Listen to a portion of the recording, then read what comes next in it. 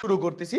দেখো, বাংলা অনুজ্ঞা উপসর্গ প্রায় সমুচ্চায়িত যে শব্দগুলো আছে এগুলো হচ্ছে গিয়ে কি তোমাদের মুখস্থ করার বিষয়, এবং কি কিভাবে কোশ্চেন আসবে বা প্রশ্ন প্যাটার্নটা বুঝাই দিলে মানে এত ডিপলি নার্সিং এ কোশ্চেন আসে না। যদিও নার্সিং এ আমার বাংলা দরকার পড়েই না ধরতে গেলে, তো তারপরে হচ্ছে গিয়ে কি আমরা ভাষা জ্ঞান রাখার চেষ্টা করব। আমাদের হচ্ছে যে সাহিত্য হচ্ছে ফেব্রুয়ারি 1969, সে হচ্ছে ফেব্রুয়ারি 1969 নিয়ে হচ্ছে গিয়ে কি আমরা সর্বপ্রথম শুরু করতেছি। খাতার ভিতরে লেখো ফেব্রুয়ারি 1969 আহসান হাবিব, আমার যতটুকু মনে পড়ে। আচ্ছা, সৈয়দ শামসুল হক, তাহলে ফেব্রুয়ারি 1969 সৈয়দ শামসুল হক, শামসুল শামসুর রহমান, রহমান। ফেব্রুয়ারি 1969। আচ্ছা, ফেব্রুয়ারি 1969-এ বলা আছে, খাতার ভিতরে লেখো সবাই, আমাদের চেতনার রং কি? খাতার ভিতরে লেখো, আমাদের চেতনার রং সমান সমান কৃষ্ণচূড়া সমান সমান লাল। আমাদের চেতনার রং কৃষ্ণচূড়া সমান সমান লাল।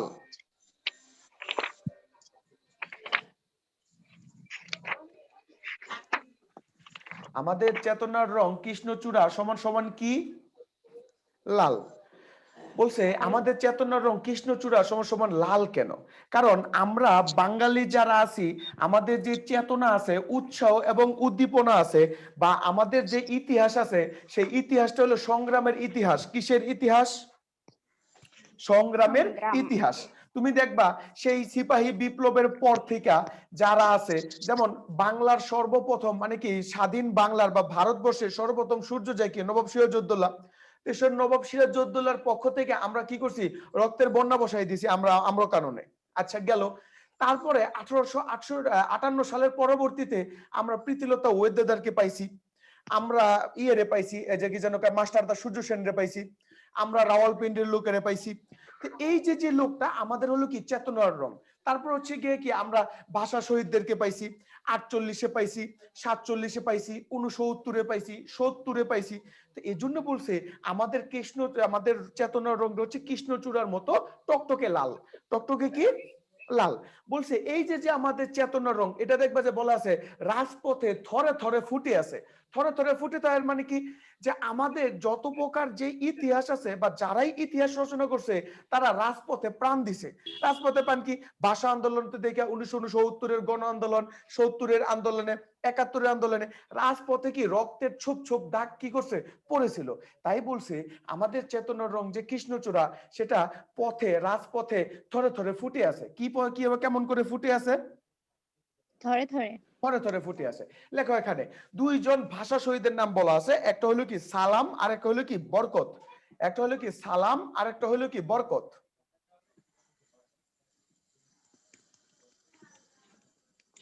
একটা হলো কি সালাম আর একটা হলো কি বরকত। আচ্ছা, তারপরে যাদের কাছে বই আছে বা তারা একটু দেখো, যে বলা আছে গিয়ে কি বলছে এখানে নর দানবের কথা বলা আছে, যে চারিদিকে ছড়িয়ে গেছে নর দানব। এই জন্য কি হয়েছে? মানবিক বাগান হয়েছে তছনছ। কি বাগান হয়েছে তছনছ? মানবিক বাগান।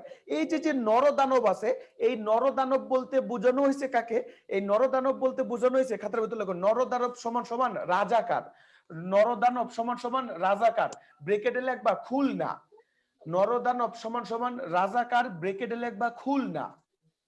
মানে স্বাধীন মানে কি সর্বপ্রথম রাজাকার কমিটি গঠিত হয়েছে খুলনায়। কোন জেলায় গঠিত হয়েছে?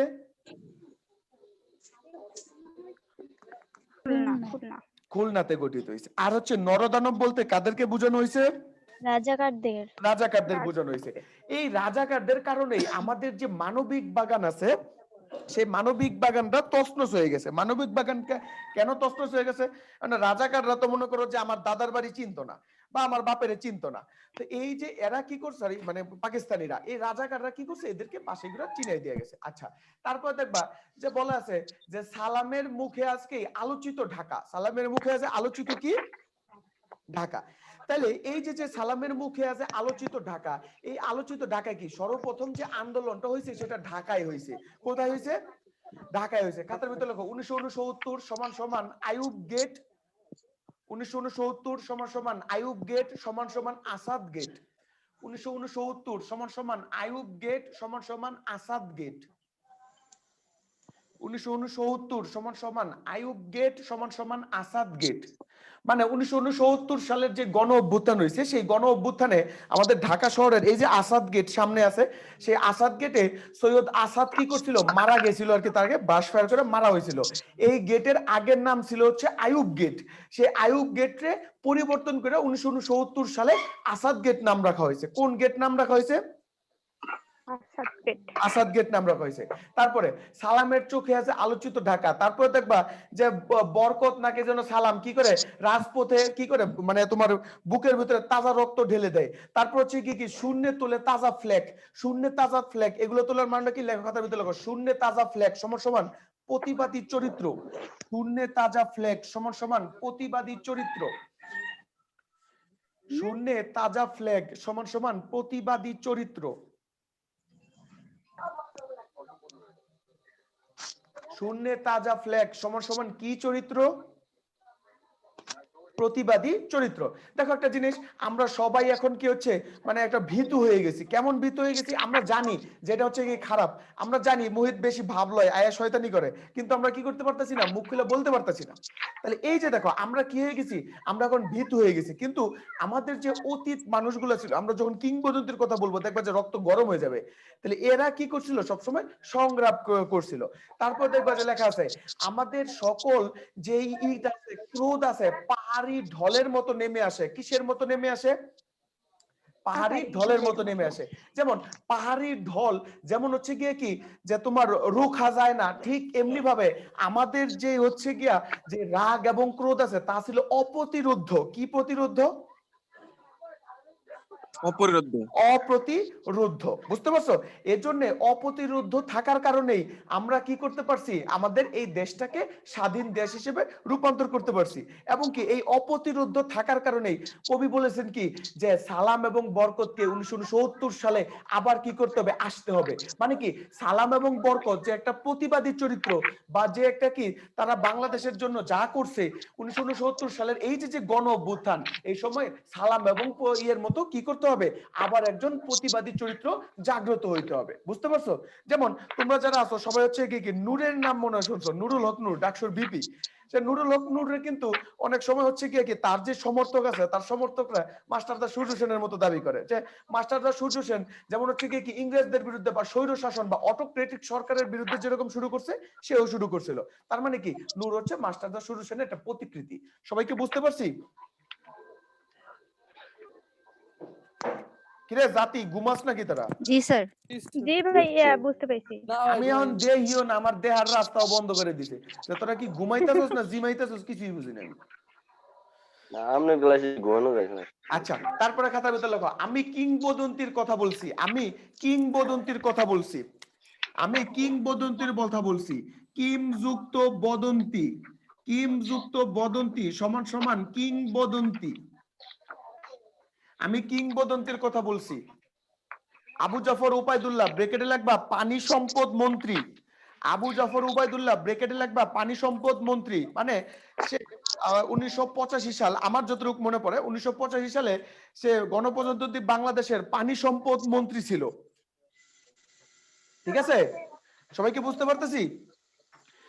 আমরা হচ্ছে গিয়ে কি গত জি বছরের ভাইয়া। যে প্রশ্নটা আছে সে গত বছরের প্রশ্নটা আমরা দেখছি যে আপনাদের কাছে এরকম ভাবে প্রশ্ন হচ্ছে কুমড়ো ফুল ফুটে মানে নুয়ে গেল গাছটা, সরি সরি কুমড়ো ফুল ফুটে নুয়ে গেল লতাটা। এই যে আমরা ওই যে ক্লাস 5 এ একটা কবিতা পড়ছিলাম না, ক্লাস 5 এ যদি কোনো বেডির এবং ব্যাটারে কবিতা আবৃত্তি করতে কয় এইটা কই বই, কথাটা বুঝতে পারছেন? তাহলে এই লাইনটা দিয়ে দিছে যে হচ্ছে কি খোকা তুই কবে আসবি, কবে তোর ছুটি। এই যে লাইনটা আছে এই লাইনটা বলছে যে এই লাইনটা আপনার পঠিতব্য কোন কবির অংশবিশেষ। তাহলে কোন কবিতার অংশবিশেষ সেটা হচ্ছে কি আমাদের আবু জাফর ওবায়দুল্লাহ। কে লিখছে? আবু জাফর ওবায়দুল্লাহ। বুঝতে পারছেন? আবু জাফর ওবায়দুল্লাহ। হ্যাঁ, কুমড়ো ফুল ফুটে, আপনারা ক্লাস 5 এর যদি কোনো ভাই থাকে ছোট থেকে কুমড়ো ফুল ফুটে নুয়ে থাকার ওটা চিঠিটা তার পকেটেই ছিল ভেজা আর রক্ত মানে ছেঁড়া আর রক্তে ভিজা। তারপর হচ্ছে কি মা তার কি করছে ওই যে ডালের বড়া শুকিয়ে রেখেছে, খোকা তুই কবে আসবি, কবে তোর ছুটি। এই যে লাইনগুলা এগুলো হচ্ছে কে আসে। কথাটা বুঝতে পারছেন? আচ্ছা, তো আমি এই কিংবদন্তির কথা বলছি, খাতার ভিতরে লেখেন বাবার কথা বলা হয়নি। আমি এই কিংবদন্তির কথার 114 লাইনের ভিতরে বাবার কথা বলা হয়নি। কিসের কথা বলা হয়নি? বাবার বাবার কথা বলা হয়নি। তারপর লেখেন গর্ভবতী সমান সমান কি বোন, গর্ভবতী সমান সমান বোন, গর্ভবতী সমান সমান বোন। তারপর লেখেন স্বাধীনতা শব্দটি 4 বার আছে, স্বাধীনতা সমান সমান 4 বার। স্বাধীনতা শব্দটি কয়বার আছে?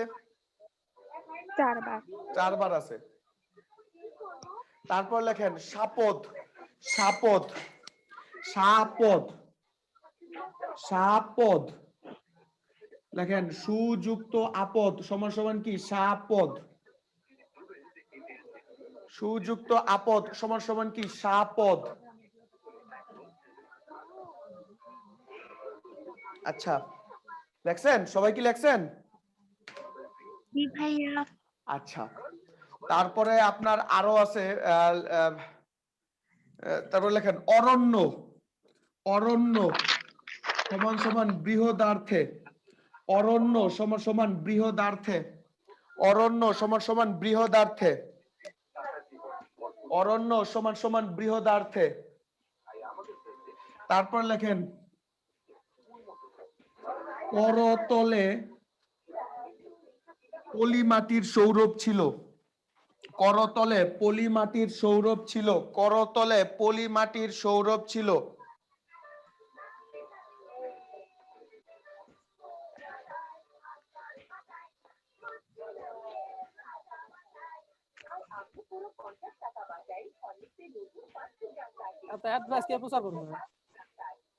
কে জানি অ্যাড করে করতেছে। আচ্ছা, কিরে আসস কি লিগা? করতলে পলিমাটির সৌরভ ছিল। টিভিতে অ্যাড চলে স্যার, জি, বিজ্ঞাপন চলতেছে স্যার টিভিতে। ওই যে এটা বাবুর জন্য নয়, এটা বাবুর বাবার জন্য। হ্যাঁ, ওই যে একটা দেওয়া চাই, এটা বাবুর জন্য। বাবু না, একটু আগে দুধ খাইলো, এটা বাবুর জন্য নয়, বাবুর বাবার জন্য। আচ্ছা, দেখো এখানে দেখো লেখা আছে কি? তাহার করতলে পলিমাটির সৌরভ ছিল। কোথায় ছিল তার পলিমাটির সৌরভটা? কোথায় ছিল? করতলে। করতলে। তাহলে কোন একটা নির্দিষ্ট স্থান বুঝাইছে না বুঝাই নাই? বুঝাইছে। তাহলে বলো এখানে এই করতলে কোন কারক? আর নাই, করতলে কোন কারক? একটু কই থেকে চাই আনছো?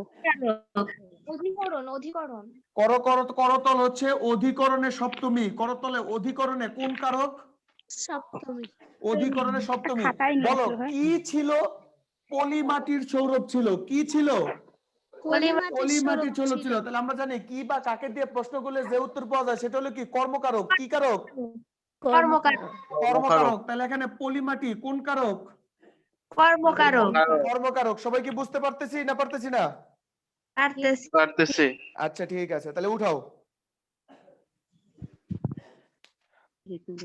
আচ্ছা, তারপর লেখো আমি কিংবদন্তির কথা বলছি, এটা হলো মুক্তিযুদ্ধ ভিত্তিক একটি রচনা। মুক্তিযুদ্ধ ভিত্তিক একটি কি?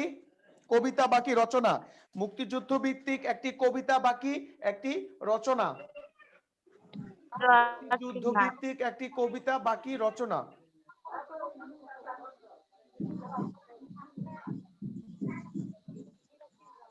আচ্ছা, তারপর দেখো কি বলা আছে আমাদের এখানে, যে আমি কিংবদন্তির কথা বলছি, আমি আমার পূর্বপুরুষের কথা বলছি। এই কিংবদন্তি শব্দটি আছে খাতার ভিতরে লেখো, কিংবদন্তি শব্দটি আছে 19 বার।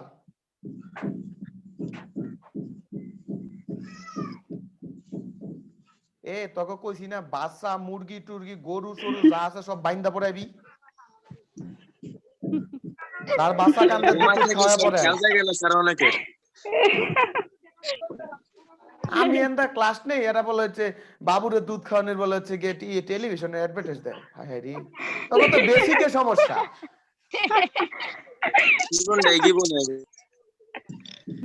আচ্ছা, তাহলে দেখেন কি বলছে, আমি কিংবদন্তির কথা বলছি, আমি আমার পূর্বপুরুষের কথা বলছি, যাদের কি ছিল? পিঠে রক্ত জবার মতো দাগ ছিল। যাদের পিঠে রক্ত জবার মতো কি ছিল? দাগ ছিল। এই যে যাদের পিঠে রক্ত জবার মতো দাগ ছিল, এর বলতে কি আমাদের পূর্বপুরুষ কৃতদাস ছিল। আমাদের পূর্বপুরুষ কি ছিল? কৃতদাস ছিল। বলছে তাদের করতলে, করতল মানে হাতের তল, কর মানে হাত, যেমন আমরা বলি না করতালির মাধ্যমে তাকে সমর্থন জানাও, তার মানে কি করতালি মানে হাতের তালি। বলছে করতলে পলি মাটির সৌরভ ছিল, তার মানে কি তারা কৃষক ছিল। বলছে তারা অরণ্য এবং সাপদের কথা বলতো, তারা অরণ্য এবং কিসের কথা বলতো? সাপদের কথা বলতো। অরণ্য মানে কি বন, আর সাপদ মানে কি যেখানে বিপদ সংকুল। সাপদ মানে কি সংকুল? বিপদ সংকুল। বলছে তারা অরণ্য এবং কি সাপদের কথা বলতো। তারা কি করতো? তারা কর্ষিত জমির আবাদের কথা বলতো। কর্ষিত জমির আবাদের কথা মানে কি, যে হচ্ছে গিয়ে কি তারা মাটি কাটতো, মাটি কাটা সে পাহাড় সমান কইরা তারা কি করতো? আবাদ করতো, এই কথাটা বলতো। বলছে জিহ্বা দিয়ে উচ্চারিত প্রতিটি সত্য শব্দ এক একটি কবিতা। জিহ্বা দিয়ে উচ্চারিত প্রতিটি সত্য শব্দ এক একটি কি কবিতা। এখানে কবিতা শব্দটি রূপক অর্থে ব্যবহার করা হয়েছে, যে জিহ্বা দিয়ে আমি যা উচ্চারণ করি। যেমন তোমরা বিশ্বাস করো কর্নিয়া কোচিং সেন্টারের জনাব আল্লামা আল-আমিন মুহিত স্যার, ঠিক আছে, সে সবসময় সত্য কথা বলবে, ঠিক আছে। তো আমি মাঝে মাঝে মিথ্যা কথা কই, এটা কোনো বিষয় না, মিথ্যা কথা বলা কিঞ্চিত জায়েজ আর কি। হ্যাঁ, হচ্ছে তো বলছে জিহ্বা দিয়ে উচ্চারিত প্রতিটি সত্য শব্দ এক একটি কবিতা। তো জিহ্বা দিয়ে যখন উচ্চারণ করব তাহলে প্রত্যেকটি সত্য শব্দ এক একটি কবিতা, মানে কি আমাদের একটা স্পৃহা। বলছে কর্ষিত জমির প্রতিটি শস্য দানা এক একটি কবিতা। মানে কর্ষিত জমির মানে কি যেই জমিতে আমরা কর্ষণ করছি, মানে ফসল আবাদ করছি, সেই জমির প্রতিটি শস্য দানা এক একটি কবিতা। মানে প্রত্যেকটা শস্য দানাই হলো কি এক একটা কবিতার অংশ। যেমন ক্লাস 5-এ আমরা পড়ছি, মনে করে দেখো যে কি বলছি, যে নকশিকা তার প্রতিটি বুননের মাঝখানে কত মেয়েদের বা হচ্ছে গিয়ে কি কত পরিবারের কত হচ্ছে গিয়ে কি সামগ্রিক বিষয় আলোচনা করা আছে। যেমন মানে বেডি মানুষ 4টা বেডি এক লগে হইলে 194টা রাষ্ট্রের খবর পাওয়া যায়। তো মনে করো যে খেতা শিলায় আর কয় তো জামাই কি করে, কয় আমার জামাই বিড়ি খায় আর কাশে, আমার জামাই পান খায় আমারে ফিডায়। তো এই যে যে আলোচনা, তাহলে কি করছে যখন যখন তারা কি করে আপনার যে হচ্ছে কি জমি আবাদ করতে যায়, তখনও তারা কি করে যেমন কৃষকদের এত ভর দুপুরে বা হচ্ছে কি কাজ করার মাঝে তারা গান গায়। তার মানে কি তাদের সকল প্রকার স্নেহ ভালোবাসা সব কি এই পলিমাটির স্বরূপের ভিতরে লুকায়িত আছে। বলছে যারা কবিতা শুনতে জানে না তারা ঝড়ের আর্তনাদ শোনে, যারা কবিতা শুনতে জানে না তারা কিসের আর্তনাদ শোনে? ঝড়ের আর্তনাদ। তার মানে কি কবিতা ওই যে একটা আন্দোলনের প্রতীক, রূপক অর্থে যারা কবিতা আন্দোলনের উদ্দোলিত হইতে পারে না তারা ঝড়ের আর্তনাদ শোনে। ঝড় মানে কি বিপদ, তাহলে বিপদের তারা শুধুমাত্র আর্তনাদই শুনতে পারবে, তারা কি কোনো প্রতিরোধ করতে পারবে? কোনো প্রতিরোধ করতে পারবে না। তাহলে বলছে যারা কবিতা শুনতে যায় না তারা ঝড়ের আর্তনাদ শোনে। তারপর দেখেন লাইনটা লেগেছে, আমি উনুনের আগুনে আলোকিত একটি উজ্জ্বল জানালার কথা বলছি। উনুনের আগুনে আলোকিত, উনুন মানে কি চুলা, সেই চুলার আগুনে আলোকিত একটা উজ্জ্বল জানালার কথা বলছি। চুলার আগুন দিয়ে জানালা কিভাবে হচ্ছে আলোকিত হয়?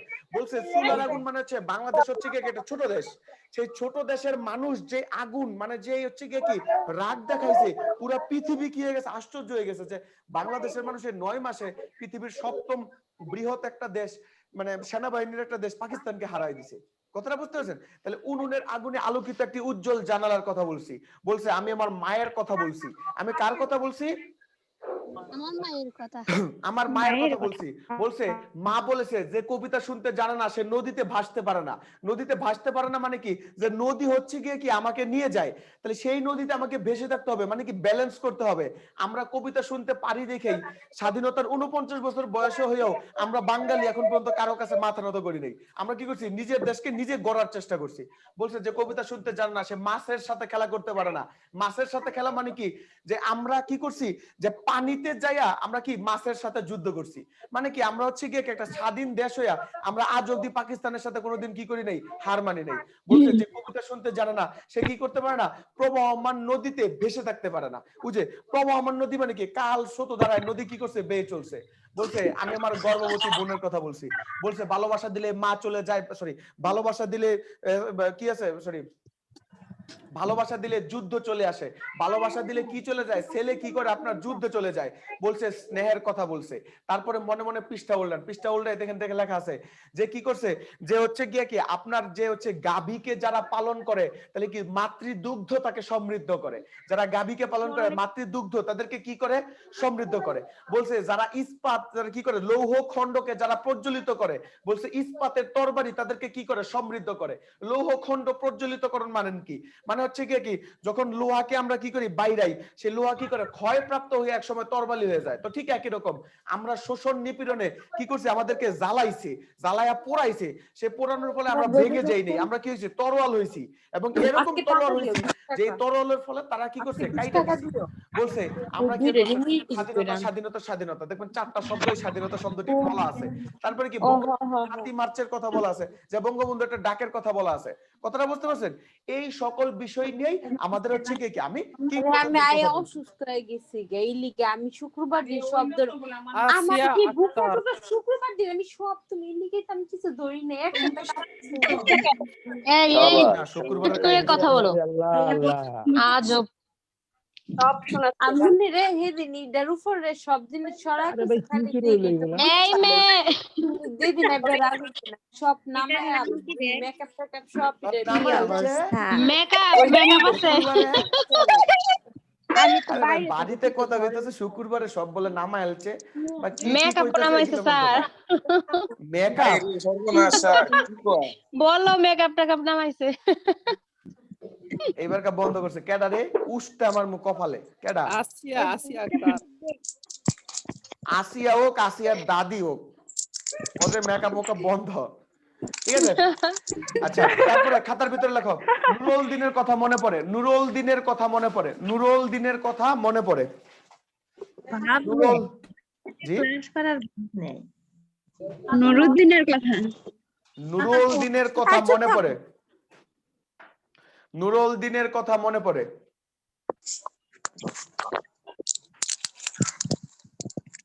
খাতার ভিতরে লেখো দেখো নুরুল দিনের সারা জীবন, নুরুল দিনের সারা জীবন, এটা ট্রিপল স্টার দিবা।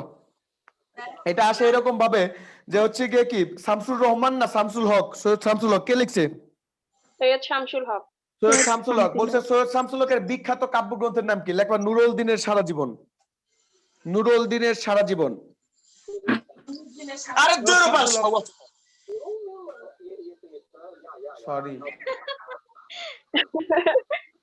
কি হলো ভাই এটা কি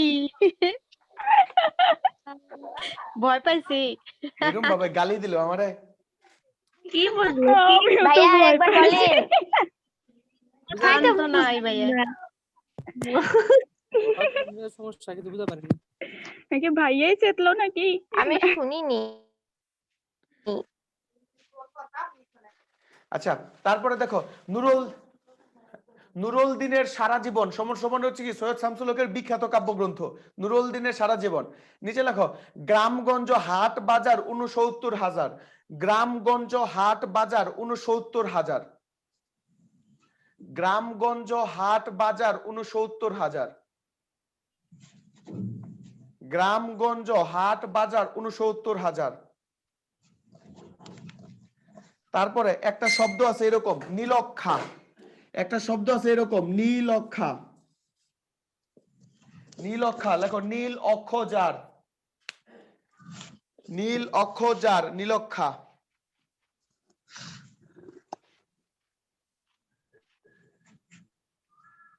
আচ্ছা তারপর দেখো সে নুরুল দিনের সারা জীবন, নুরুল দিন সমান সমান তার বাসা হলো রংপুর, নুরুল দিন তার বাসা কোথায়?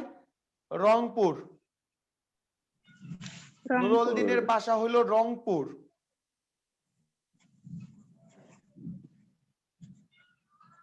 নুরুল দিনের বাসা কোথায়? রংপুর। রংপুরে। নুরুল দিনের বাসা কোথায়? রংপুর। রংপুর। তারপর লেখো স্মৃতির দুধ সমান সমান জ্যোৎস্না, স্মৃতির দুধ সমান সমান জ্যোৎস্না, স্মৃতির দুধ সমান সমান জ্যোৎস্না।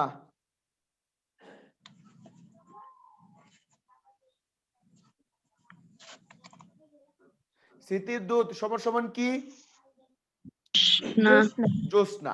আচ্ছা দেখো লেখাটা লেখা কি লাইনটা এরকম আছে যে নীলক্ষার আকাশ নীল, হাজার হাজার তারা ওই নীলে অগণিত, নিচে গ্রামগঞ্জ হাট বাজার 69,000, নিচে গ্রামগঞ্জ হাট বাজার 69,000। বলছে নদী নষ্ট, মাঠ নষ্ট, গ্রাম নষ্ট, বীজ নষ্ট, বড় নষ্ট যখন সংসার, তখন হঠাৎ করে নীলক্ষার আকাশে তীব্র শীষ দিয়ে জেগে উঠলো এত বড় চাঁদ, এত বড় চাঁদ মানে কি, যখন রাতটা কি থাকে, অন্ধকার রাত থাকে, তখন সেখানে যদি চাঁদ আসে, চাঁদটা কি তোমার আকাশের মতো বড়? চাঁদ কি আকাশের মতো বড়?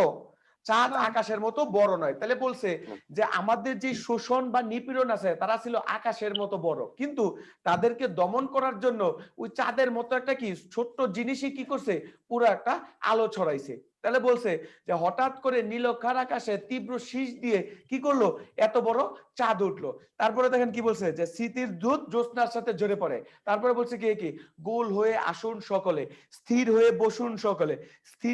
স্মৃতি আজকে কি করে, বাড়িতে কড়া নাড়ে, বাড়িতে কি করে, কড়া নাড়ে। তারপরে কি, নুরুল দিন জেগে উঠছে কি কি, মরা আঙিনায়। নুরুল দিন জেগে উঠছে কোথায়, মরা আঙিনায়। তো এই যে মরা আঙিনায় জেগে উঠছে। তারপর লেখেন একটি নদীর নাম মনে হয় বলা আছে ব্রহ্মপুত্র, দেখি একটা নদীর নাম বলা আছে ব্রহ্মপুত্র, নদীর নাম বলা আছে একটি নদী, লেখেন ব্রহ্মপুত্র। একটি নদীর নাম বলা আছে ব্রহ্মপুত্র।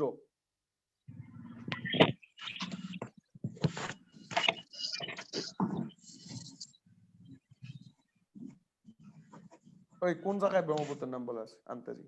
এই ব্রহ্মপুত্রের নাম বলা নেই, আন্তাজি। আচ্ছা স্যার, সমস্ত নদীর উৎস অবশেষে ব্রহ্মপুত্র মিশে। হ্যাঁ হ্যাঁ হ্যাঁ আছে, কইলাম না আমার মাথায় তো ধরা খাইতেছি বিষয়টা, যে হচ্ছে কি ব্রহ্মপুত্র নেশে। তাহলে কি কয়টা নদীর নাম বলা আছে, একটা নদীর নাম বলা আছে। আচ্ছা, তারপরে দেখেন যাদের সামনে বই আছে তারা এখানে লেখেন, সরি যাদের বই আছে তারা দাগান, বা যাদের না আছে দেখেছে বলা আছে, যখন শকুন নেমে আসে এই সোনার বাংলায়, যখন শকুন নেমে আসে এই সোনার বাংলায়, যখন আমার দেশ ছেয়ে যায় দালালের আল খেল্লায়।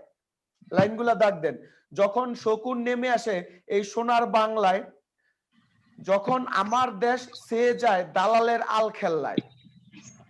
তাহলে এখন দালালের আল খেল্লা বলতে কাকে বোঝানো হয়েছে, রাজাকার আল বদর আল শামসকে বোঝানো হয়েছে।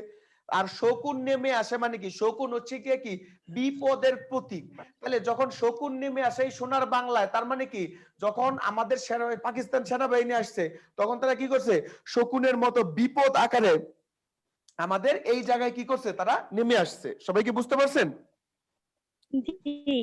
আচ্ছা, তারপরে দেখেন যে লেখা আছে, যখন আমারই দেশে আমারই দেহ থেকে রক্ত জড়ে যায় ইতিহাসের প্রতিটি পৃষ্ঠায়। মানে আমার দেশে আমারই কি করছে মানুষ, যেমন আমার বাসা হচ্ছে গাজীপুর, তো হচ্ছে কি আপনারা সবাই আইয়া যদি গাজীপুরে যদি আমারে মারেন, দেখো যে মুহিদ্রে যে গাজীপুর যে এফিডে এসি কইবেন না, তাহলে কি করছে পাকিস্তানিরা আমাদের দেশে আমাদেরকে মারছে, কত বড় সাহস।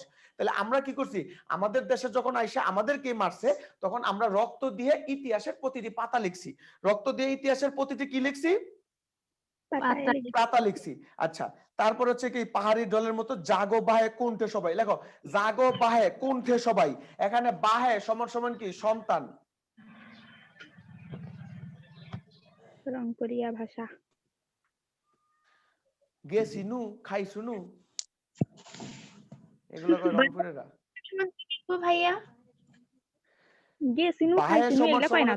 সন্তান বা বাপু, মানে বাপু মানে কি সন্তান, আমরা কই না ওই যে আমার সন্তান আমি করে বাবা কই না, আমি যদি বাড়িতে যাই আমার বাবাকে আমার আব্বাই আইছি, কথাটা বুঝো না? তাহলে বাপা বাপু বাহে মানে কি জেগে উঠো, মানে কি সন্তান রে, কথাটা বুঝতে পারছো? জি। আচ্ছা, তারপর লেখো রক্তে আমার অনাদি অস্থি দিলওয়ার খান, রক্তে আমার অনাদি অস্থি দিলওয়ার খান। এইখানে কবি পরিচিতিতে যাই লেখবা, যে লেখা আছে সনিষ্ঠ সনেট এবং ঐকতান কাব্যগ্রন্থ। কবি পরিচিতি যাও, কবি পরিচিতিতে সনিষ্ঠ সনেট এবং কি লেখবা, যে দেখা আছে ঐকতান কাব্যগ্রন্থ, পাইছো? তার প্রকাশিত অন্যান্য কাব্যগ্রন্থ ঐকতান সনিষ্ঠ সনেট, পাইছো? বেড়া বেডি কথা কয় না, পাইছি।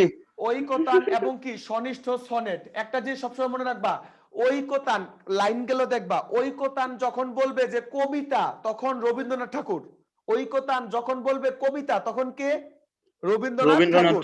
কিন্তু যখন ঐকতা বলবে কাব্যগ্রন্থ, একটা যে সবসময় মনে রাখবা, কাব্য মানে কি, কাব্য মানে বড় কবিতা, কথাটা বুঝতে পারছো? কবিতা, কবিতা মানে কি কাব্যের অংশ, কাব্যের অংশ। আর হচ্ছে গিয়ে কি কাব্যগ্রন্থ। কাব্যগ্রন্থ মানে কি অনেকগুলা কবিতার সমষ্টি। কবিতার কি সমষ্টি। যেমন ঐকতান কাব্য গ্রন্থটি নেওয়া হয়েছে কিন্তু সরি ঐকতান কবিতাটি নেওয়া হয়েছে কিন্তু জন্মদিনে নামক কাব্যগ্রন্থ থেকে। কথাটা বুঝতে পারছো? তাহলে ঐকতান এই যে নামক যে একটা কবিতা আছে, এই কবিতাটা মানে কি জন্মদিনে যে তার যে বইটা আছে সে বইয়ের অংশ বিশেষ। যেমন আমাদের হচ্ছে কি কর্নিয়ার বইয়ের ভিতরে কি খালি বাংলাই আছে না বাংলা ইংলিশ সাধারণ জ্ঞান সব আছে? সবই আছে। তাহলে যখন যখন একটা টিচার আমি যখন পড়াবো তখন বলবো যে কর্নিয়া থেকে নিতেছি, যখন সাধারণ জ্ঞানের টিচার আসবে সেও বলবে কর্নিয়া থেকে, তুমি তো হেজার্ড খেয়ে যাবে যে আসলে কর্নিয়ার বইয়ের ভিতরে কত কিছু আছে। কথাটা বুঝতে পারছো? তাইলে ঐকতান কাব্য গ্রন্থটি কে লিখছে? আমাদের ঐকতান কাব্য গ্রন্থ দিলওয়ার খান। আর ঐকতান কবিতাটি কে লিখছে? রবীন্দ্রনাথ ঠাকুর। সবাই কি বুঝতে পারতেছি? আচ্ছা, সনেটের আবিষ্কারক হইল কি পেতার্ক। সনেটের আবিষ্কারক হইল কে? পেতার্ক। আর বাংলা সনেটের আবিষ্কারক হলো মাইকেল মধুসূদন দত্ত। বাংলা সনেটের আবিষ্কারক মাইকেল মধুসূদন দত্ত। কিন্তু সনিষ্ঠ সনেট কাব্য গ্রন্থটি লেখছে দিলওয়ার। সনিষ্ঠ সনেট কাব্য গ্রন্থটি লেখছে দিলওয়ার। যেমন ওই যে বলা আছে না এরকম যে হচ্ছে গিয়ে কি কি জানো ওই যে ওয়াজের ভিতরে কয় না, যেমন মনে করো যে আল্লামা মাসুদ ভাই বরিশালী, ঠিক আছে, তার মানে কি তার বাড়ি কোথায়? বরিশাল। তাহলে আমারে যদি বলা হয় তাহলে কি হবে? জনাব আল্লামা গাজীপুরি আলামিন মুহিত, তাহলে আমার বাড়ি কি গাজীপুর। তাহলে ঠিক একই রকম যেহেতু সনেট আবিষ্কার করছে মাইকেল মধুসূদন দত্ত, তাহলে সনিষ্ঠ সনেটও তার কথা লেখার কথা ছিল, কিন্তু না, সে লেখে নাই। সনিষ্ঠ সনেট কাব্য গ্রন্থটি কে লিখছে? মাইকেল মধুসূদন দত্ত। সবাই কি বুঝতে পারতেছি?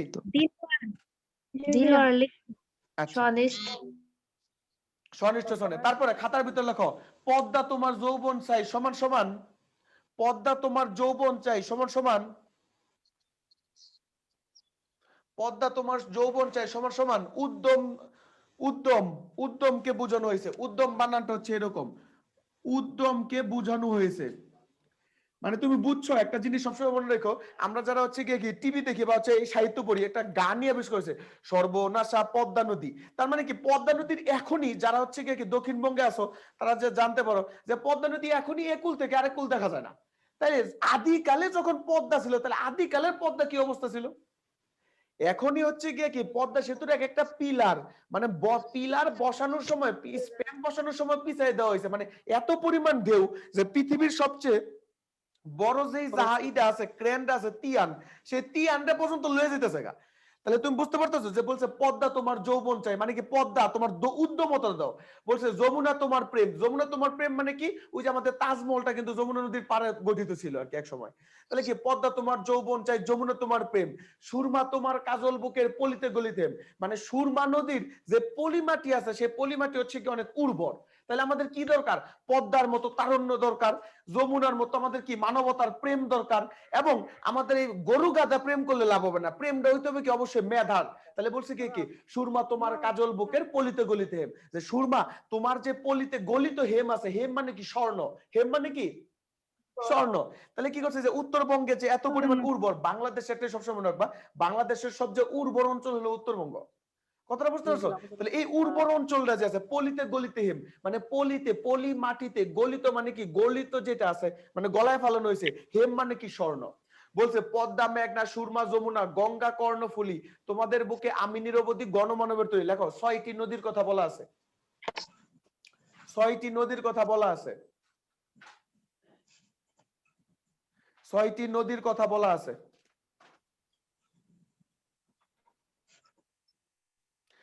আর লেখো লেখো একটা জিনিস, আমাদের ক্রোধ রাখিলাম বঙ্গোপসাগরের ঘূর্ণির মাঝে। বঙ্গোপসাগরের ঘূর্ণির মাঝে, লাইনগুলো দেখো, আমাদের ক্রোধ রাখিলাম বঙ্গোপসাগরের ঘূর্ণির মাঝে। বঙ্গোপসাগরের কিসের মাঝে? ঘূর্ণির মাঝে মানে বঙ্গোপসাগরে যখন ঘূর্ণি হয়, সাগরে যখন ঘূর্ণি হয়, আর মানে পদ্মা নদীতে যদি ঘূর্ণি হয় মাথা মতো হ্যাং হয়ে যায়। যদি সাগরের মাঝে ঘূর্ণি হয় তাহলে বুঝতে পারতেছেন এই সাগরের মাঝে ক্রোধ রাখার মানে কি বলছে, বাঙালিদের যে ক্রোধ আছে, বাঙালিদের যে রাগ আছে, সেই রাগটা হলো কি সাগরের ঘূর্ণি যেমন অপ্রতিরোধ্য, ঠিক একই রকম বাংলার যে হচ্ছে গিয়ে কি মানুষের যে রাগ আছে সেই রাগটা হচ্ছে গিয়ে কি অপ্রতিরোধ্য। তারপরে দেখেন বলা আছে যে নরদানবরা এসেছিল জাহাজে করে, কিসে করে? জাহাজে করে। এখানে লেখেন ব্রিটিশদেরকে বোঝানো হয়েছে। একটু বইটা দিন। এটা কাকে বোঝানো হয়েছে? ব্রিটিশদেরকে বোঝানো হয়েছে। কাকে বোঝানো হয়েছে? নরদানবের মুখে। তারপর যে যখন জাহাজ যখন বোঝাই প্রাণের জাহাজ নরদানবের মুখে, তার মানে কি তারা জাহাজ বোঝাই করে আমাদের এখানে আসছে। ভয়াল ঘূর্ণি পাইছেন? আচ্ছা, তারপর দেখবেন কত বিচিত্র জীবনের রং। তাহলে জীবনের রং কেমন? বিচিত্র। কত বিচিত্র জীবনের রং। তাহলে আমাদের জীবনের রং কেমন? বিচিত্র। আমাদের জীবনের রং কেমন? বিচিত্র। বিচিত্র। তারপর লাইন ডাক দেন মুগ্ধ মরণ বাকে বাকে ঘুরে। মুগ অশ্লীল আওয়াজ কেটা করে রে? এইসব ওই সুবর্ণা তারা কিন্তু চোপার দি একটি চোপার দিব। আমি কিন্তু অন্য বংশের ছেলে বলে দিলাম। অশ্লীল আওয়াজ করস। সবাই দোষ করলে সুবর্ণার হয় কেন? এই একটা রে আমি চিনি, আর কেউ আমি চিনি না। সুবর্ণা নামটা যে ভাইরাল। কি ও সুবর্ণা আপা মানে ওই যে অপু ভাইয়ের মতো। সুবর্ণার দোষ। যে যাই করে আমার নাম হয়। তুই আমার একটা লুঙ্গি ঘুষ দে, তোর নাম বলে দেবো আমি। একদম মানে স্মৃতির পাতা থেকে সুবর্ণা নামটাই মুছে দিই। সুবর্ণা তাড়াতাড়ি একটা লুঙ্গি দিয়ে দাও। আচ্ছা, মুগ্ধ মরণ বাকে বাকে ঘুরে কাটায় মারণ বেলা। এই লাইনটা মানে কি যে আমরা যখন একটা জিনিস, আমি একটা ইতিহাস শুনছি আমার যতটুকু মানে আমার যতটুকু মনে পড়ে যে একটা জিনিস দেখেন যে আমাদের যে 7 জন বীর শ্রেষ্ঠ, যে 30 লক্ষ মানুষ শহীদ হয়েছে, তাহলে 7 জন কেন বীর শ্রেষ্ঠ? মানে তাদের যে কাজগুলা, যে মানে আপনারা যদি দেখেন বিশ্বস্ত মতিউর রহমান সে কি কাজ করছে, আমরা যদি যে মজা করে বরিশালের ভাষায় কই তাহলে কি করছে, একটা জাহাজ চুরি করতে যায় এবার কি মরে গেছে, সে বীর শ্রেষ্ঠ কেমনে হলো? কিন্তু না, একটা জিনিস দেখেন সে কি করছে, অন্য দেশের থেকে প্লেন চুরি করে আসা, ওই দেশে কিন্তু তার ফ্যামিলি টেমিলি সব ছিল, সে ফ্যামিলির কথা চিন্তা করে নাই, সে একটা প্লেন চুরি করে নিজের দেশ আসলো। এমনকি মানে আর কয়েক মিনিট যদি সে প্লেনটা চালাইতে পারতো তাহলে সেটা বাংলাদেশের সীমানা এসে পড়তো। কথাটা বুঝতে পারছেন? তাহলে এই যে বীরশ্রেষ্ঠ মুন্সি আব্দুর রব সে কি করছে, আপনার পিছন দিক দিয়ে যখন দেখছে যে চারিদিক দিয়ে পাকিস্তানি ঘেরাও করে ফেলাইছে, তখন কইছে যে তোরা যা আমি আইতেছি। মানে জিনিসটা হলো কি যে সামনে আমার রক্ষায় যেতেছে, মানে এই দেখা মানে সামনে তোরা যা, আমি কি করতেছি, আমি বুলেট চালাইতেছি, সে খাড়ায় তারপর গুলি চালাইছে।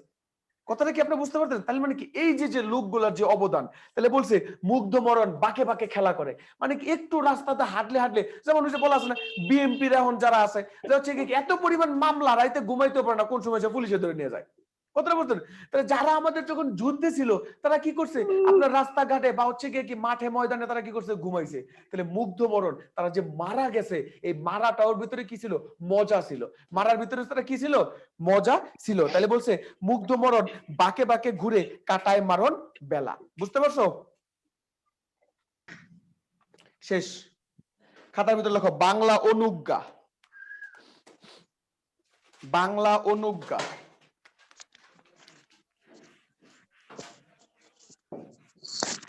বাংলা অনুজ্ঞা। দেখো অনুজ্ঞা, অনুজ্ঞা মানে কি? অনুজ্ঞা মানে হলো আদেশ, নিষেধ, আদেশ নিষেধ এবং কি উপদেশ। অনুজ্ঞা মানে কি? আদেশ নিষেধ এবং কি উপদেশ। কথা বুঝতে পারছো? তাহলে বাংলা অনুজ্ঞা মানে কি? আদেশ নিষেধ এবং কি উপদেশ। যেমন আমি তোমাদেরকে একটু আগে বললাম যে হচ্ছে কি যারা ওই যে যাদের বাড়িতে ছাগল গরু মুরগি বা পোলাপান টোলাপান আছে এগুলো সব ভিতরে ঢুকাও, তার মানে কি এগুলো আমি তার মানে কি করছি, আদেশ দিছি। কথাটা বুঝতেছো? নিষেধ বলতে কি বলছি, যে আমার সাথে যখন কথা বলবা তখন কেউ কি করবে না, কথা বলবে না। এটা কার রেখে গেছে, ঠিক আছে? তাহলে আমি যখন কথা বলবো তখন সে কথা বলবা না। কথাটা বুঝতেছো? তাহলে কি আদেশ নিষেধ কি উপদেশ। আমরা যারা হচ্ছে কি নার্সিং এ আছি আমাদের জন্য সবচেয়ে বেশি গুরুত্বপূর্ণ হচ্ছে কি এই আদেশ আর হচ্ছে কি এই উপদেশ। খাতার ভিতর লেখো, খাতার ভিতর লেখো শিক্ষামূলক বাণী, শিক্ষামূলক বাণী, শিক্ষামূলক বাণী, বাংলা ব্যাকরণ বোর্ডে দাও তো একটু। শিক্ষামূলক বাণী, শিক্ষামূলক বাণী, আবার নিচে লেখো শিক্ষামূলক বাণী, উপরে লেখো শিক্ষামূলক বাণী বর্তমান কাল হলে সমান সমান দিবা। শিক্ষামূলক বাণী বর্তমান কাল হলে সমান সমান দিবা। শিক্ষামূলক বাণী বর্তমান কাল দিয়া লেখবা সমান সমান, তারপর লেখবা শিক্ষামূলক বাণী ভবিষ্যৎ কাল। শিক্ষামূলক বাণী বর্তমান কাল, তারপর লেখবা শিক্ষামূলক বাণী ভবিষ্যৎ কাল।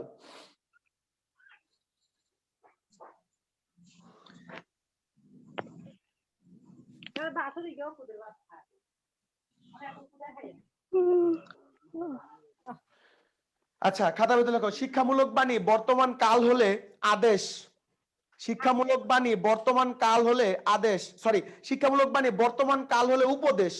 শিক্ষামূলক বাণী বর্তমান কাল হলে উপদেশ। এই যে একটা জিনিসটার জন্য আমি তো নিয়ে গেছিলাম। শিক্ষামূলক বাণী বর্তমান কাল হলে উপদেশ। শিক্ষামূলক বাণী বর্তমান কাল হলে উপদেশ। আর লেখো শিক্ষামূলক বাণী ভবিষ্যৎ কাল হলে আদেশ। শিক্ষামূলক বাণী বর্তমান কাল হলে কি হবে? উপদেশ। শিক্ষামূলক বাণী বর্তমান কাল হলে কি হবে? উপদেশ। আর ভবিষ্যৎ কাল হলে কি হবে? আদেশ। যেমন একটা জিনিস দেখো, সদা সত্য কথা বলো, আবার লেখো সদা সত্য কথা বলবে। সদা সত্য কথা বলো এবং কি সদা সত্য কথা কি বলবে। কথাটা কি বুঝতে পারছো সবাই? জি স্যার। সদা সত্য কথা বলো এবং কি সদা সত্য কথা কি বলবে। তাহলে বলো সদা সত্য কথা বলো, এটা কি বর্তমান কাল মানে প্রেজেন্ট টেন্স। কথাটা বুঝতেছো? তাহলে সদা সত্য কথা বলো এটা কি হবে? একটি উপদেশ। এটা কি একটি উপদেশ। উপদেশ। আর সদা সত্য কথা বলবে এটা হলো কি একটা ভবিষ্যৎ কাল। কোন কাল? ভবিষ্যৎ কাল। ভবিষ্যৎ কাল। তাহলে এটা কি হবে? আদেশ। এটা কি হবে? আদেশ। আদেশ। আমি যদি এখন সবাইকে বলি যে সবাই সৎ পথে চলো, সবাই সৎ পথে কি করো? চলো। তাহলে বলো বর্তমান কাল না ভবিষ্যৎ কাল? বর্তমান কাল। বর্তমান কাল না ভবিষ্যৎ কাল? বর্তমান কাল।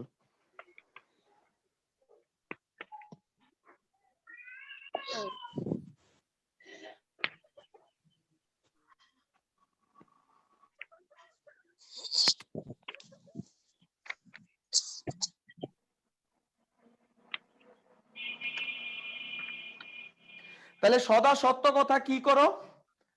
সরি, কি যেন বলছিলাম? চলো। আচ্ছা, সদা কি, সরি কি, আবার আবার তোমার একটা জিনিস লেখো তাহলে। সৎ পথে চলো, লেখো সৎ পথে চলো। সৎ পথে চলো। আর এটা লেখো সৎ পথে চলবে। সৎ পথে কি চলবে? সৎ পথে চলো। আর এটা হলো কি সৎ পথে চলবে। তাহলে বলো শিক্ষামূলক বাণী বর্তমান কাল হলে যেন কি হয়? উপদেশ। তাহলে সৎ পথে চলো এটা কি আদেশ নাকি উপদেশ? উপদেশ। সৎ পথে চলবে এটা কি আদেশ নাকি উপদেশ? আদেশ। সবাই কি বুঝতে পারতেছো? আবার দেখো এটার ভিতরে আরেকটা আছে, তুমি কি খেয়েছো? তুমি কি খেয়েছো? খেয়েছো। তাহলে এটা হলো কি একটা প্রশ্নবোধক চিহ্ন। কথাটা বুঝতে পারছো? তাহলে সেটা কি করছে? প্রশ্নবোধক চিহ্ন করছে। তাহলে অনুজ্ঞা মানে কি? অনুজ্ঞা মানে হলো এই যে এটা আদেশ নিষেধ বা প্রশ্ন করবে, এই সকল বিষয়গুলোকে কি বলা হয়? আপনার হচ্ছে কি অনুজ্ঞা। মানে আমরা সব কিছু বুঝি। এই যে তুমি কি খেয়েছো, এটা কি প্রশ্নবোধক, এটা কি বোঝা যায় না? বুঝতে পারছেন? তারপরে এই যে তারপরে যদি বলা হয় কি যে রাতে বের হবে না, রাতে বের হবে না, তাহলে বলেন এটা এখানে না আছে, তাহলে না মানে কি? নিষেধ। না মানে কি? নিষেধ। নিষেধ। সবাই কি বুঝতে পারতেছেন? জি। আচ্ছা, আবার বলা আছে গিয়ে কি ধূমপান, ধূমপান স্বাস্থ্যকে নিয়ে হানিকারক है নাকি?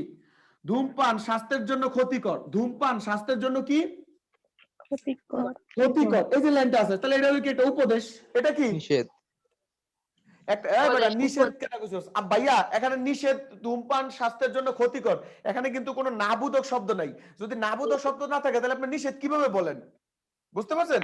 যখন বলবে যে ধূমপান স্বাস্থ্যের জন্য ক্ষতিকর, তাহলে এটা কি আপনার যে হচ্ছে কি উপদেশ, কি হবে। বলবে উপদেশ, এটা কি বলবে উপদেশ। তাহলে কি ভালো করে পড়াশোনা করো, এটা কি হবে উপদেশ। উপদেশ। এটা প্রেজেন্ট কাল না? ভালো করে পড়াশোনা করো, এটা কি প্রেজেন্ট কাল বা বর্তমান কাল না? তাহলে কি ভালো করে পড়াশোনা করো, এটা কি বর্তমান কাল না? শিক্ষামূলক বাণী যদি বর্তমান কাল হয় তাহলে কি আদেশ হবে না উপদেশ হবে? উপদেশ। Line clear? সবাই কি লাইন ক্লিয়ার? কথাটা বুঝতে পারছেন? তাহলে অনুজ্ঞা মানে কি এই আদেশ নিষেধ হচ্ছে গিয়ে কি উপদেশ, এগুলো হচ্ছে গিয়ে কি আপনার অনুজ্ঞা। কথাটা কি আপনি বুঝতে পারছেন? এটা বুঝতে পারি নাই, এই যে ধূমপান স্বাস্থ্যের জন্য ক্ষতিকর, এখানে হচ্ছে উপদেশ যে বুঝিয়েছে এটা বুঝতে পারি নাই। ধূমপান স্বাস্থ্যের জন্য ক্ষতিকর একটা জিনিস আম্মাজান, ওই যে আপনি ছোট কালে যখন প্রেজেন্ট টেন্স পড়ছিলেন না, প্রেজেন্ট টেন্স কাকে বলে? অভ্যাসগত সত্য, চিরাগত সত্য, তারপর হচ্ছে গিয়ে কি হ্যাবিচুয়াল ফ্যাক্ট, এগুলো পড়ছেন না? তো ধূমপান কি খালি আমার মতো বেডা গলে গিয়ে কি ক্ষতিকর না বেডি গলে গিয়ে ক্ষতিকর? ধূমপান কি অতীতে ক্ষতিকর ছিল, এখন কি ফ্যাশন হয়ে গেছে? না। তাহলে এগুলো হচ্ছে কি চিরন্তন সত্য আম্মাজান। কথাটা কি বুঝতে পারছেন? মানে যে কোনো চিরন্তন সত্য কথা বুঝাইলেই বুঝবো এটা হচ্ছে উপদেশ। উপদেশ। কথাটা কি বুঝতে পারছেন? মানে সেটা বর্তমান কাল হইলে, বিষয়টা বুঝেন নাই? জি ভাইয়া বুঝতে পেরেছি। বিষয়টা কি বুঝতে পারছেন যারা আছেন? যদি বলা হয় তোমরা ভালো করে না পড়লে ফেল করবে, তোমরা ভালো করে না পড়লে ফেল করবে, সে কি ফেল কিন্তু করে নাই, সে করবে ভবিষ্যৎকাল। কথাটা কি বুঝতে পারছেন? তোমরা ভালো করে পড়াশোনা না করলে ফেল করবে, এটা কিন্তু তাকে বুঝায় নাই যে তুমি ফেল করো, বলছে ফেল করবে, এটা ভবিষ্যৎকাল, তাহলে আদেশ। তোমরা কি ভালো করে পড়াশোনা করো। হ্যাঁ, কাজটি করে ফেলো অথবা তোমরা এখন যাও, এটা কি হবে? কোনটা? কাজটি করে ফেলো।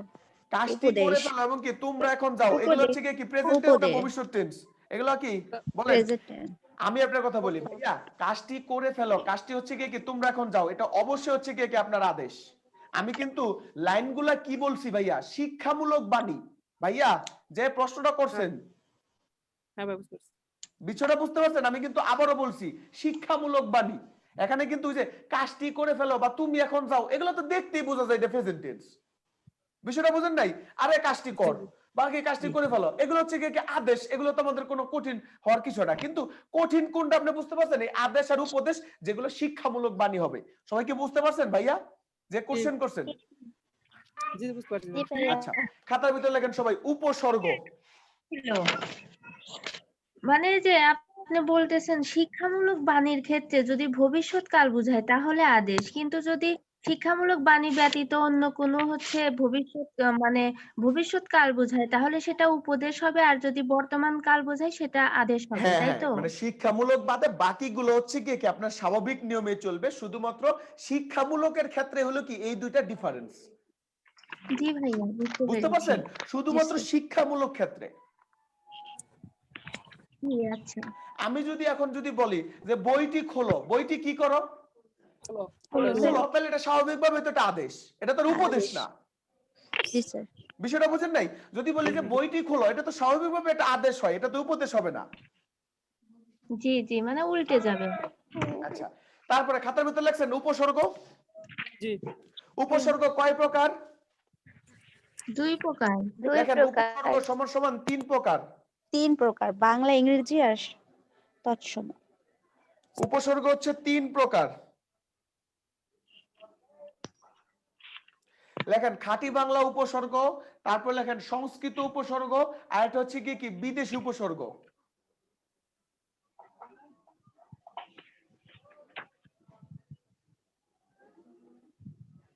বিদেশি উপসর্গ, খাঁটি বাংলা উপসর্গ, সংস্কৃত উপসর্গ, আর একটা হচ্ছে বিদেশি উপসর্গ।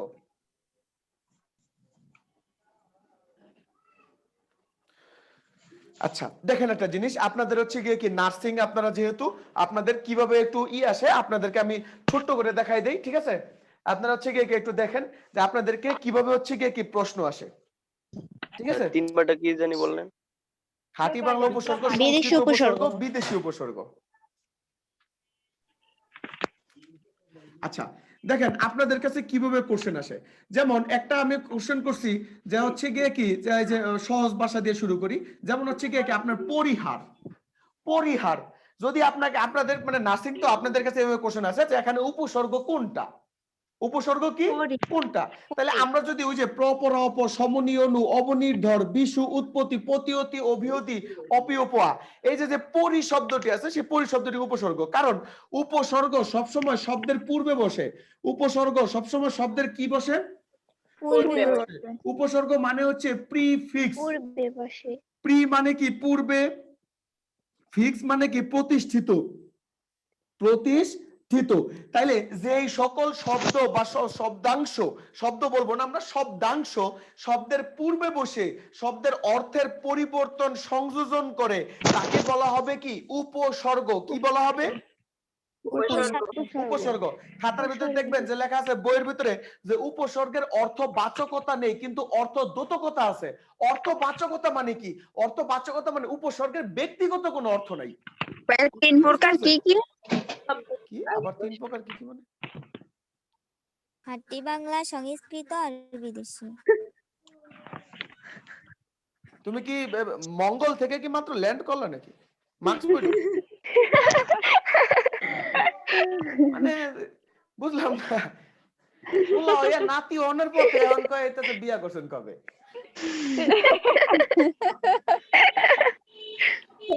আচ্ছা ইন্টারনেটে অনেক সময় অনেকের সমস্যা থাকে তো বাফারিং হইতেই পারে। হ্যাঁ এটা নিয়ে হচ্ছে আমরা মজা করি।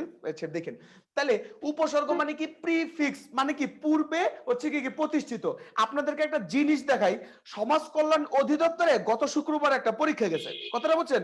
সেখানে আপনার একটা কোশ্চেন আসছে যে উপসর্গ এবং প্রত্যয়ের ভিতরে পার্থক্য কি বর্ণনা করুন। কথাটা বুঝছেন? তাহলে উপসর্গ এবং প্রত্যয়ের ভিতরে পার্থক্যটা কি? উপসর্গ শব্দের পূর্বে বসে আর প্রত্যয়, প্রত্যয় মানে হচ্ছে কি আপনার প্রত্যয় মানে হচ্ছে সাফিক্স, সাফিক্স মানে হচ্ছে কি পরে বসে। সাফিক্স মানে কোথায় বসে? পরে বসে। দুইটাই হলো কি শব্দ বাকি শব্দের অংশ, কিন্তু দুইজনের বেসিক যে পার্থক্যটা আছে একজন হচ্ছে কি আগে বসে, একজন হচ্ছে কি আপনার পরে বসে। সবাই কি বুঝতে পারতেছেন? আমাদের হচ্ছে কি যে বিভিন্ন প্রকার নিয়োগ পরীক্ষা আছে তো সেই নিয়োগ পরীক্ষার প্রশ্ন আপনারা হচ্ছে কি আমরা দেখাই যে হচ্ছে কি এই যে জিনিসগুলা এগুলো হচ্ছে কি আপনারা বুঝবেন যে উপসর্গ তাহলে কি বসে শব্দের পূর্বে বসে মানে পূর্বে প্রতিষ্ঠিত, ঠিক আছে? আর হচ্ছে কি প্রত্যয় মানে কি সাফিক্স, সাফিক্স মানে কি শব্দের পরে বসে। বুঝছেন সবাই? জি। আচ্ছা ঠিক আছে। তো সেই উপসর্গের ভিতরে এখানে আছে কি আপনাদের হচ্ছে কি পরিহার। তাহলে এই যে দেখেন উপসর্গ যে শব্দের পূর্বে বসে শব্দের অর্থের পরিবর্তন সংযোজন কিভাবে করে আপনাদের 9-10 এর বই দিয়ে আমরা শুরু করি। প্রথমে হচ্ছে কি এই যে একটা হার, হার মানে কি আমরা স্বাভাবিকভাবে ধরতে পারি কি একটা পরাজিত, ধরেন পরাজিত, হার শব্দটির অর্থ ধরেন পরাজিত। তাহলে যখন আমরা হারের সাথে পরিযুক্ত করব তাহলে এটা কি পরিহার মানে কি পরাযুক্ত নাকি ত্যাগ করা? তাহলে দেখেন অর্থের পরিবর্তন করতেছে নাকি করতেছে না? করতেছে। আবার দেখেন হারের পূর্বে যদি আমরা আ যুক্ত করি তাহলে আ মানে কি আহার, আহার মানে কি ত্যাগ করা নাকি খাবার গ্রহণ করা? খাদ্য গ্রহণ। তাহলে দেখেন শব্দ উপসর্গ কি করে শব্দের প্রথমে বসে। এখন খোদার কসম করে বলেন যে পরি প্লাস আ প্লাস প্র এই যে উপসর্গগুলো যে আছে এই উপসর্গগুলোকে আসলে কি কোনো অর্থ আছে? তাহলে বলছে উপসর্গের অর্থবাচকতা নেই। অর্থবাচকতা নেই মানে কি পরির মানে কি উপসর্গের যে মূল কাঠামোটা আছে এগুলোর কোনো বেসিক অর্থ নেই, কিন্তু যখন এগুলো অন্য জনের সাথে বসে তখন কি করে অর্থের পরিবর্তন সংযোজন এবং কি সম্প্রসারণ করে। সবাই কি বুঝলাম কাহিনীটা? বিষয়টা কি বুঝছেন? যেমন এই যে দেখেন এই শার্টটা মনে করেন যে যদি আমি পরি তাহলে মনে করো যে নায়ক শাকিব খানের মতো লাগে, আর যদি মনে করো যে মানে রাস্তাঘাটের কেউ যদি পরে তাহলে ফকিরের মতো লাগে। মানে এটা কিন্তু শাকিব খানের ভালো দেখা যায় না। যে বলবে তারই সবাই পাগল বলবে। শাকিব খান বলে খারাপ লাগে। আমার তো মনে হয় ইন্ডিয়ান সাবকন্টিনেন্টের সবচেয়ে সুন্দর নায়ক হচ্ছে শাকিব খান, আমরা তারা ইউজ করতে পারি নাই। ঠিক আছে, আমাগো বাংলা ছবি দেখতে গেলে আমগো হচ্ছে মুখস্থ ভাই কিরকম কই শাকিব খানের হুন্ডারতে ইয়া করে পাও নামাইবো। হ্যাঁ আর আছে নায়িকা যে আছে একবার তিনবার এই যে নাম না কো আমি তো বলছি অপবিশ্বাস জন গাড়িতে নামে এক চুল ওই তিনবার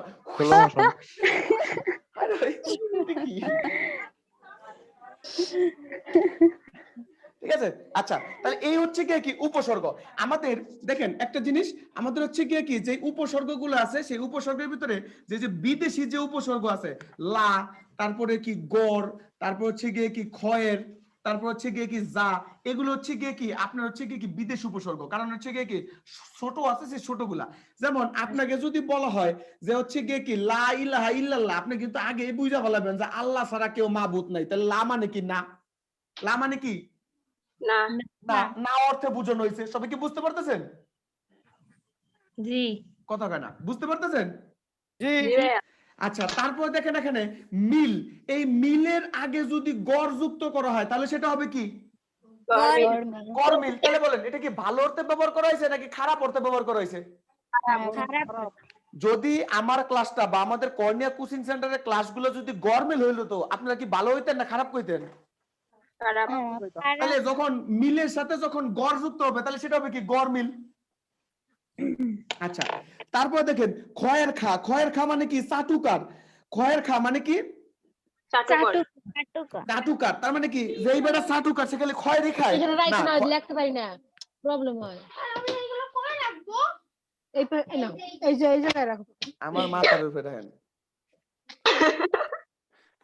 কতক্ষণ কইলাম রে ভাই এগুলো একটু বন্ধ কইরা তারপরে হচ্ছে গিয়ে ক্লাস কর। সবাই কি বুঝতে পারতেছেন? তাহলে উপসর্গটা সবচেয়ে বেশি কিভাবে আসে দেখেন, সবচেয়ে কঠিন ভাবে যদি আসে তাহলে কিভাবে আসবে? কঠিন ভাবে যদি আসে তাহলে এরকম ভাবে আসে যে সম বে ভি হার, এই যে শব্দগুলো আছে এরকম একটা শব্দ দিয়ে দেয়। কথাটা বুঝতে পারছেন? মানে আপনাদের হচ্ছে কি একটা অনুচ্ছেদ দিবে, সেই অনুচ্ছেদে নির্দিষ্ট একটা শব্দ দিবে, বলবে এই শব্দের ভিতরে কতগুলো উপসর্গ আছে, আমাদেরকে এটা নির্ণয় করতে বলবে। কথাটা বুঝতে পারছেন কিরকম? এই যে দেখেন আমরা ওই করি, এখানে মূল শব্দ হলো কি হার, তাহলে সম একটা কি উপসর্গ, আমরা জানি সংস্কৃত উপসর্গ। কথাটা বুঝতেন? তাহলে বে, বেডা শব্দ হলো কি দুইটা উপসর্গ। কি কি উপসর্গ? বি যুক্ত আ সমান সমান কি বে, তাহলে এখানে বি একটা উপসর্গ, আ একটা উপসর্গ। কথাটা কি বুঝতে পারছেন? তারপরে দেখেন এখানে কি আছে ও ভি, তাহলে ও ভি হলো কি আরেকটা উপসর্গ। তাহলে এক গা এনে হচ্ছে দুগা মানে তিন গা, তাহলে কটা আমরা উপসর্গ পাইলাম? সমব্যবহারে চারটা উপসর্গ পাইলাম। সবাই কি বুঝতে পারতেছি? অনেক সময় আপনাকে কি দিতে পারে যে বলতে পারে যে এই শব্দের ভিতরে কোনটা উপসর্গ, আবার অনেক সময় আপনাকে বলে দিতে পারে যে নিম্মুক্ত যে বাক্যগুলো আছে এই বাক্যগুলোর একটা লাইন উঠাই দিবে, বলবে এই লাইনের ভিতরে কতগুলো উপসর্গ আছে। সবাই কি বুঝতে পারছি? কত গানা 30 জন কি ঘুমায় গেছিস নাকি? ওইরকম আরেকটা জায়গায় হ্যালো আপনার কথা একটা শোনা পারবেন না কি? 36 জন চিল্লালে আপনি কি কথা বুঝতে পারবেন? বুঝি নাই। কচ্ছি ভাই 36 জন চিল্লালে কি আপনি কথা বুঝতে পারবেন একটাও? না না না ভাইয়া ওইরকম একটা एग्जांपल দিয়ে আর একটু দেখাই দেন। আচ্ছা এই যে দেখেন আমি এটা কি করলাম, এই যে সমব্যবহার দিলাম। কথাটা বুঝতে পারছেন? আচ্ছা তারপর দেখেন যদি বলা হয় যে হচ্ছে লেখা আছে কি অভিষেকানুষ্ঠান, অভিষেকানুষ্ঠান। কথাটা বুঝতে পারছেন? তাহলে অভিষেকানুষ্ঠানের ভিতরে আপনার ভিতরে কয়টি উপসর্গ আছে? যে হচ্ছে গিয়ে কি অভি প্লাস হচ্ছে গিয়ে কি অনু। কথাটা বুঝতে পারছেন? তারপর হচ্ছে গিয়ে কি আপনার এখানে কি আছে আ, তাহলে কি আ, এই যে একটা কি উপসর্গ। তাহলে অভিষেকানুষ্ঠান এই শব্দের ভিতরে কয়টা উপসর্গ আছে? তিনটা উপসর্গ। কয়টা উপসর্গ? তিনটা উপসর্গ। এরকম করে আপনাদেরকে নির্দিষ্ট পরিমাণে কি দিতে পারে? একটা লাইনগুলো দিতে পারে। কথাটা বুঝতে পারছেন? যেমন আবার যদি মনে করেন যে দিল একটা কি প্রতিরোধ, প্রতি কি রোধ, তাহলে রোধ একটা উপসর্গ, এর সরি একটা মূল শব্দ, তাহলে মূল শব্দের সাথে কি যুক্ত করলাম? আমি প্রতিযুক্ত করলাম। আমি কিন্তু আবারও বলতেছি ভাইয়া এবং আপারা, সবার আগে একটি মূল শব্দের সাথে আপনার কি বসবে? যে হচ্ছে আপনার উপসর্গ বসবে, মূল শব্দ লাগবে সবার আগে। যেমন হার একটা কি মূল শব্দ। কথাটা কি বুঝতে পারছেন? এখন অনেকজনে যা বলেন যে ভাই এখানে আকার আছে, আ ও তো একটা উপসর্গ, হর বলতে তো কোনো শব্দ নাই। তাহলে মূল শব্দটা কোথায়? মূল শব্দটা হলো কি হার। গাজীপুর হলো মূল শব্দ, তারপরে আমি লিখতে পারি গাজীপুরি নাকি গাজীপুরা নাকি গাজীপুরাইন। সবাই কি বুঝতে পারতেছেন? তাহলে সবার আগে কি লাগবে? একটা মূল শব্দ লাগবে। এই মূল শব্দের আগে যতগুলো শব্দ বসে এগুলো আমরা দেখব কি, ওই যে খাঁটি বাংলা উপসর্গ এবং যে সংস্কৃত যে উপসর্গ আছে, যে হচ্ছে কি প্র, পরা, অপ, সমনীয়, লু, অবনির্ধর, তারপরে কি অ, অজা, অগ, এই যে যে শব্দগুলো আছে এগুলোর ভিতরে পড়ে কিনা। যদি পড়ে থাকে তাহলে হচ্ছে কি হয় সংস্কৃত শব্দ, নাহলে হচ্ছে কি বাংলা শব্দ। সবাই কি বুঝতে পারছি? জি। আচ্ছা, তারপর দেখেন আপনাদের হচ্ছে কি ইংরেজি যে উপসর্গ আছে এগুলো আপনারা মানে পড়ার মতো কিছু নাই। যেমন যদি বলা থাকে যে হেডমাস্টার, কি মাস্টার? হেডমাস্টার। তাহলে হেড মানে কি হচ্ছে কি বড়, আর মাস্টার মানে হচ্ছে কি মাস্টার। তাহলে হেড যে একটা ইংরেজি শব্দ, এটা তো আপনার মনে করেন যে পড়ানোর কিছু নাই। যদি বলা হয় হাফ প্যান্ট, মানে অনেক কাছে লেখা হলো কি হাফ প্যান্ট, বা হচ্ছে কি হচ্ছে সুবর্ণার মতো হাফ ওয়াইফ, ঠিক আছে? তাহলে কি সুবর্ণ পুরোটুক ওয়াইফ হইতে পারে নাই, মানে হাফ ওয়াইফ মানে অর্ধেক, মানে অর্ধাঙ্গিনী হয়ে গেছে, ঠিক আছে? তাহলে কি হাফ একটা ইংরেজি উপসর্গ, এটা তো পড়ানোর কিছু নাই। সবাই কি বুঝতে পারছেন? আচ্ছা, ঠিক আছে। ওই যে একটা কোশ্চেন ছিল জি জি জি, বলেন। ভাইয়া, ওই যে দুইটা ধরেন, একটা হচ্ছে বাংলা উপসর্গ আর আরেকটা হচ্ছে বিদেশি উপসর্গ মিললে শব্দ গঠিত হয় না, মানে যোগ চিহ্ন, যেমন হাট, বাজার একটা। হ্যাঁ হ্যাঁ, আম্মাজান, এটা হচ্ছে গিয়ে কি, আমি একটা কথা বলি, আপনি যেটা বলছেন না যে হাট প্লাস হচ্ছে গিয়ে কি বাজার, আম্মাজান গো, এইটা হাট একটা শব্দ, বাজার একটা শব্দ। আমি কিন্তু আবারও বলছি, এটা হলো কি আপনার জিনিসটা হলো কি যে আপনার উপসর্গ, এটা হলো কি শব্দাংশ, শব্দাংশ। কথাটা কি বুঝতে পারতেছেন? হাটের একটা নিজস্ব অর্থ আছে, বাজার একটা নিজস্ব অর্থ আছে, কিন্তু উপসর্গের নিজস্ব কোনো অর্থ থাকবে না। জি জি বুঝতে হাইছেন নি? জি। আচ্ছা, সবাই কি তাহলে বুঝতে পারছেন? জি। আচ্ছা, এবার দেখেন মানে এই জিনিসটা হচ্ছে কি প্রায় সমুচ্চারিত শব্দ। বাংলা, বিহার, উড়িষ্যার সবচেয়ে মানে বোকা যেই সাবজেক্টটা আমাদের বাংলা ডিপার্টমেন্টের, সেটা হলো কি প্রায় সমুচ্চারিত শব্দ। প্রায় সমুচ্চারিত শব্দের অর্থটা খাতার ভিতরে লিখে নেন। প্রায় সমুচ্চারিত, প্রায় সমুচ্চারিত, উচ্চারণ একই কিন্তু অর্থ ভিন্ন। উচ্চারণ একই কিন্তু অর্থ ভিন্ন। উচ্চারণ একই কিন্তু অর্থ ভিন্ন, তাকে বলা হবে প্রায় সমুচ্চারিত শব্দ। উচ্চারণ একই কিন্তু অর্থ ভিন্ন, তাকে বলা হবে প্রায় সমুচ্চারিত শব্দ।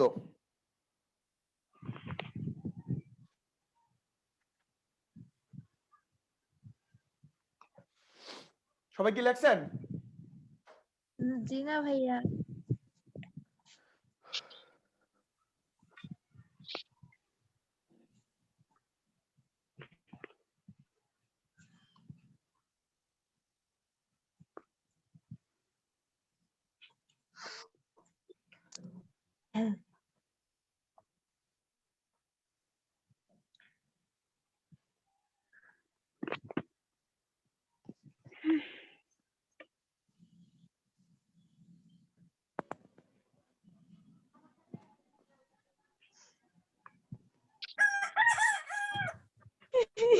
মুরগিরে ধর, মুরগিটা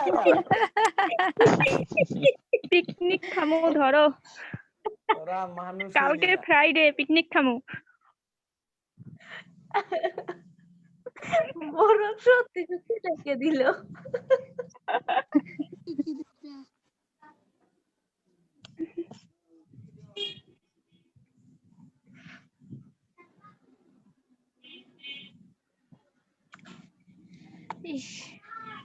স্যার মাইক্রোফোন অন করেন। হ্যালো, জি স্যার। আমি সব জায়গায় খালি শেখ খাইতেছি কয়দিন ধরে, মানে যেখানে হাত দেই সেখানে আমার খালি বিফলতা। আচ্ছা, ওই যারা হচ্ছে গিয়ে করো নার্সিং এ ভর্তি হও, হ্যাঁ, মানে নার্সিং পাস করছে এরকম যদি আমার মতো লেটেস্ট ফিটেস্ট কোনো নার্স দেখো, তাহলে আমাকে বললাম বিয়ে করব। মনে করো যে আমার কিছু রোগ বালাই হইলে আমার বউ আমাকে সেবা যত্ন করবে, ঠিক আছে? তখন বলতে পারবে না যে এই বাড়িতে আয়া আমি কাম কইরা জীবনটা শেষ করে লিছি, কারণ অন পেশাটাই নার্সিং। সব দিক থেকে বিবেচনা করতে হবে। আছে ভাই, আমার আপনার মতো ভরিয়ালা দেখতে হবে। হ্যাঁ, আপনার মতো ভরিয়ালা লাগবে। এত মোটা আবার দেখো না, মানে লেটেস্ট ফিটেস্ট মানে স্মার্ট এরকম। লেটেস্ট ফিটেস্ট আমি তো ভাইয়ার সঙ্গে আমার থেকে আছে ভাই। দুইজনের যদি বুড়ি থাকে তাহলে তো মিশন ইম্পসিবল। আরে বুড়ি বুড়ি সমান হলেই তো ভালো। বুড়ি বুড়ি সমান হলে বুঝোস দুনিয়াটা কোন ভাই যাইব, ভূমিকম্প হয়ে যাবে।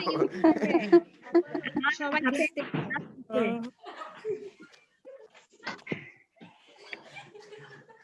আচ্ছা সবাই দেখো, উচ্চারণ একই কিন্তু যখন অর্থ ভিন্ন থাকবে তখন হবে প্রায় সমুচ্চারিত শব্দ। যেমন দেখো একটা জিনিস, এইটা শব্দের অর্থ কি? আপন। আবার এই যে শব্দ সরে আপ মূর্ধন্য আপন, তাহলে এই আপন মানে কি? নিজ, আমার নিজের বাসা, আপন মানুষ। আর এই আপন মানে হচ্ছে গিয়ে কি? দোকান। তাহলে দেখো উচ্চারণ এক কিন্তু অর্থ কি? ভিন্ন। সবাই কি বুঝতে পারতেছো? দেখো একটা জিনিস আবার দেখো, একটা বলা আছে বরিশিকের বি দন্ত নয়কার না বিনা সমান সমান কি? সারা। ওই যে গান বানাইছে তুমি বিনা আকুল পরাণ। আহা, ঠিক আছে, তাহলে এই যে দেখো এটা কি? বিনা। এই বিনা মানে কি? সারা। আবার যদি বলে বরিশিকের বি মূর্ধন্য নয়কার না, এই বিনা, এই বিনা মানে কি? ওই যে বিনা পানিতে যার, মানে একটা যন্ত্র আর কি। ওই যে সরস্বতীর যে হচ্ছে গিয়ে একটা যন্ত্র, যারা সনাতন ধর্মাবলম্বী আছে তারা খুব ভালো করে জানে। তাহলে দেখো উচ্চারণ এক কিন্তু অর্থগত কি? ভিন্নতা আছে না নাই?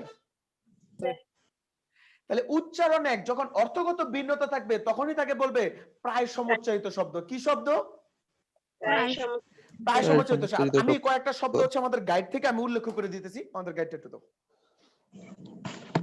আচ্ছা তোমাদেরকে তাহলে আমরা এই বছর দেখতেছি না, না বাচ্চারা? দেখবেন না মানে? না ভাইয়া, এই তুমি কি বলে দিছে যে হচ্ছে সামনাসামনি ক্লাস হবে? হ্যাঁ বলছিল তো। এই সুবর্ণা কি 1 তারিখ আইবি? তুই যদি লঙ্গি ছাড়া যদি ঢাকা পাড়া দেশ তাহলে সুবর্ণার অবস্থা খারাপ। সুবর্ণা আমরা ভেঙে দেবো, আমরা তুলে নেবো আমরা। ভাই 1 তারিখে ক্লাস হবে অফলাইনে? অফলাইনে হবে আমি জানি না আর কি সঠিক, আমি এলাকায় নতুন। আচ্ছা সেটা বলা, গ্রুপে তো বলছিল 1 জানুয়ারি থেকে নাকি হবে। সেটা বলতে না। বড় কথা হলো ভাই আপনার সামনে কয়জন আছে এখন? 33 জন। কেন ভাইয়া? আপনার সামনে ক্লাসে অনলাইনে বাদ দে, আপনার সামনে 3 জন, আমার সামনে আছে 3 জন। স্যার কিন্তু মাঝে মাঝে মিথ্যা কথাও বলে, মাথায় রাখো সবাই। হ্যাঁ বলে তো। এটা মিছা কথা কই? আমি আমার গাজীপুরের জয়দেবপুর আমার এলাকায় সর্বভারতীয় সত্যবাদী হিসেবে ঘোষিত, মসজিদের থেকে পুরস্কারও পাইছিলাম অনেক সময়। সেটা অবশ্য ছোট। কি ওই যে জয়দেবপুর চৌমাথার ওইদিকে? ঠিক আছে, আচ্ছা লেখো, খাতা পেতে লেখো। প্রায় সমুচ্চারিত শব্দটা কই দিছে? না দিছে তো নাই কেন জানি এই বইয়ে, ওটাই একটা বই। এই বই নাই তো, আমিও খুঁজতেছি ও অনেক। না না না, আপনাদের তাহলে মনে হচ্ছে কি এটা বেশি একটা আসে না দেখা, কিন্তু এই বই নার্সিং এর জন্য একটা পরিপূর্ণ বই। কথাটা কি বুঝতে পারছেন? এই বই হচ্ছে সবচেয়ে পরিপূর্ণ বই। আচ্ছা তারপরে দেখেন, আমি যে বলি যে হাত শব্দটি, একটা দেখেন হাত একটা যে শব্দ আছে, যেমন যদি বলা আছে যে তোমাকে 1 হাত দেখে নেব, তোমাকে কয় হাত দেখে নেব? 1 হাত দেখে নিব। আবার যদি বলা হয় যে হচ্ছে গিয়ে কি 1 হাত কাপড় দিন, 1 হাত কি দিন? কাপড় দিন। তাহলে এখন দেখেন এখানে যখন বলবে যে তোমাকে 1 হাত কাপড়, 1 হাত দেখে নেব, এই 1 হাত দেখে নেব মানে কি? ওই যে আমি বলছি যে সুবর্ণা যদি লুঙ্গি ছাড়াই ওরে আমি 1 হাত দেখে নেব। 1 হাত দেখে নেওয়া মানে কি? যে হচ্ছে ওরে মাইপা 1 হাত দেখে নেয়া, নাকি এই 1 হাত শব্দের অর্থ হচ্ছে গিয়ে কি? প্রতিশোধ। এই 1 হাত শব্দের অর্থ হচ্ছে কি? প্রতিশোধ। আবার যদি বলে 1 হাত কাপড় দেন, এই 1 হাত মানে কি? পরিমাপ। এই 1 হাত মানে কি? পরিমাপ। সবাই কি বুঝতে পারতেছেন? তাহলে উচ্চারণ একই কিন্তু অর্থগত যখন ভিন্নতা হবে তখন তাকে বলবে প্রায় সমুচ্চারিত শব্দ। কি শব্দ? প্রায় সমুচ্চারিত শব্দ। প্রায় সমুচ্চারিত শব্দ। সবাই কি বুঝতে পারছি? আচ্ছা ঠিক আছে, তাহলে এটা হলো কি কি? উচ্চারণগত এক কিন্তু আবার মুরগি, এটা ডিম পারবে মুরগি। এটা ভাই উমের মুরগি। বুঝছো ভাই আমি কোন জায়গাতে আছি? মুরগি ডিম পাইরা কক করে, এইটাও আমার হনন লাগে ফিদি ফিদি। আর একটা মানে এখন মুরগি ডিম পারছে, একটু আগে শুনছি মুরগার ডাক। মুরগা এবং মুরগির মাঝখানে আমার ক্লাসের মাঝখানে যে কি হইছে, ডিম কেমনে এলো আমি এটাই বুঝলাম না। ক্লাস করে আলাদা মুরগা মুরগি আকাম করে। আমি কি সবাইকে হারা দিচ্ছি নাকি? কেডা রে? রূপসী, রূপসী রানী, তোমার ওখানে মুরগি চেঁচাচ্ছে, বন্ধ করো তাড়াতাড়ি। যে মুরগির মুখ চাইপা ধরো। আমাদের বাড়িতে এসে যত সমস্যা। জব করে খায় ফেলাম। লাস্টে যে মুরগিকে দাও। আজকে তো আমি বাসায় যাবো, কোথায় যে ক্লাস করবো না, আমার রুমে হচ্ছে নেটওয়ার্ক পায় না। আল্লাহ, আমি তো বাসায় যাচ্ছি, আমি বাইরে বসে আছি, ক্লাস করতেছি। তোমাদের সাথে আমিও বাইরে। আমিও বাইরে, বাড়িতে আসলে যত প্রবলেম। ঠান্ডা নেই। আচ্ছা, তারপরে তোমাদেরকে আমি ধাতু পড়াইছিলাম, ধাতু? না না, আচ্ছা, খাতার ভিতরে লেখো ধাতু, খাতার ভিতরে লেখো ধাতু। ক্রিয়ার মূলকে ধাতু, বলা হয় দেখো, ধাতু। ক্রিয়ার মূলকে ধাতু বলা হয়। ক্রিয়ার মূল, ক্রিয়ামূলকে কি বলা হবে? ধাতু।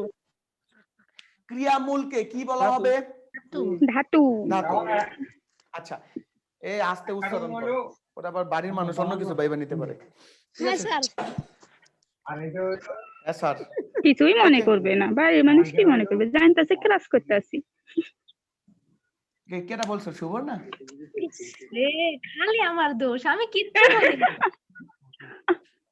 আমি তো আজকে কাউরে দেখি না আর কি। আচ্ছা, তাহলে ক্রিয়ার মূলকে ধাতু বলা হয়। এখন দেখো আম্মাজান বাব্বাজান, ক্রিয়ার মূল জিনিসটা কি? দেখো একটা জিনিস বলা আছে, ছেলেটি খেলছে। ছেলেটি কি করছে? খেলছে। ছেলেটি খেলছে। তাহলে এখানে ক্রিয়া কোনটা? ছেলেটি খেলছে। তাহলে খেল শব্দ, খেলেছে শব্দটি এসেছে কোন ধাতু থেকে? খেল ধাতু থেকে। কোন ধাতু? খেল ধাতু। তাহলে এই খেলটা হলো গিয়ে কি একটা কি ধাতু। তাইলে সবার আগে যখন তুমি বুঝতে পারবা যে কোনটা হচ্ছে কি ক্রিয়াপদ এবং কোনটা ক্রিয়ার মূল, তাইলে কি হয়ে যাবে, তোমার পড়া অর্ধেক শেষ। কথাটা বুঝতে পারছো? যেমন শিশুটিকে ভাত খাওয়াও, শিশুটিকে ভাত কি করো? খাওয়াও। তাহলে এখানে ক্রিয়াপদ কোনটা? খাওয়াও। ক্রিয়াপদ কোনটা? খাও। খাওয়াও শব্দটি এসেছে খা ধাতু থেকে। কোন ধাতু? খা ধাতু। সবাইকে বুঝতে পারছো? তাহলে ধাতু কাকে বলে? যখন ক্রিয়ার মূল বলা হবে, মানে মূল অংশ, যেই অংশের নিচে। এখন মনে করো যে খ শব্দ তুমি বলেছো ভাই খ থেকে এসেছে খা, বাকি খাওয়া। এখন বলো খ কি আসলে কি শব্দ? না, খাওয়া হলো শব্দ। কথাটা বুঝতে পারছো? তাহলে খা হইলো কি একটা হলো কি শব্দ। তাহলে শব্দটা হবে কি অবশ্যই ক্রিয়ার মূল। কিসের মূল? ক্রিয়ার মূল। ক্রিয়ার মূল। কিসের মূল? ক্রিয়ার মূল। ক্রিয়ার মূল। সবাইকে বুঝতে পারতেছো? জি। আচ্ছা, তাহলে এই সকল মূলকে বলা হবে কি ধাতু। আমাদের এখানে ধাতু আছে কয়েক প্রকারের ধাতু। খাতার ভিতরে লেখো প্রথমে নাম ধাতু লেখা ফুটুলি দাও। ধাতু, ধাতু 3 প্রকার। কি হলো? আ করে কেন? Hi hi hi hi. ও খালু। মুরগা মুরগি ডাহার পরে এখন করে আউ।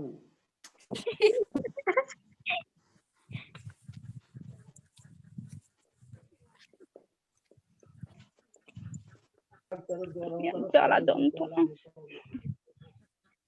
1 তারিখের থেকে জাগো জাগো আমি সবারে মার্ক করে রাখতেছি। দরকার হলে ভিডিও দেখে ফিডামু যে তগো বাড়িতে মুরগি গরু ছাগল কেল্লিগা, এই আওয়াজ কেল্লিগা আমি শুনছি। সবাই দেখো একটা জিনিস, নাম ধাতু মানে কি? যে ধাতুর ক্রিয়ার মূল ক্রিয়াপদ না হয়ে অন্য পদ হবে। ক্রিয়াপদ না হয়ে কোন পদ হবে? অন্য পদ হবে। কাহিনীটা কি? দেখো কাহিনীটা হচ্ছে এরকম যে আমাদের গাজীপুরের 11 লক্ষ ভোটার, এর ভিতরে 7 লক্ষ ভোটার হইতেছে কি বাইরের মানুষের। তাহলে আমরা গাজীপুরের মানুষ কয় লক্ষ ভোটার? মাত্র 4 লক্ষ। তাহলে মেজরিটি পার্সেন্ট হলো কি বাইরের। তো ঠিক একই রকম যে ধাতুর মূল ক্রিয়াপদ না হয়ে অন্য পদ হবে তাকে বলা হবে নাম ধাতু। তাকে বলা হবে কোন ধাতু? নাম ধাতু। যেমন বলি এবছর অনেক আম ফলেছে। এবছর অনেক আম কি করছে? ফলেছে। তাহলে এখানে ফলন দেওয়া থেকে এসেছে কি ফলেছে। তাহলে এখানে ক্রিয়াপদ কোনটা? ফলেছে। এই ক্রিয়াপদটি এসেছে ফল ধাতু থেকে। কোন ধাতু? ফল ধাতু। এখন খোদার কসম করে কও, ফল মানে কি কোনো ক্রিয়াপদ না কোনো বস্তুর নাম? নাম। কোনো বস্তুর লাগে নাম পদ। তাহলে আমরা বলছি যে ধাতুর মূল ক্রিয়াপদ না হয়ে অন্য পদ হবে তাকে বলা হবে কি নাম ধাতু। কি ধাতু?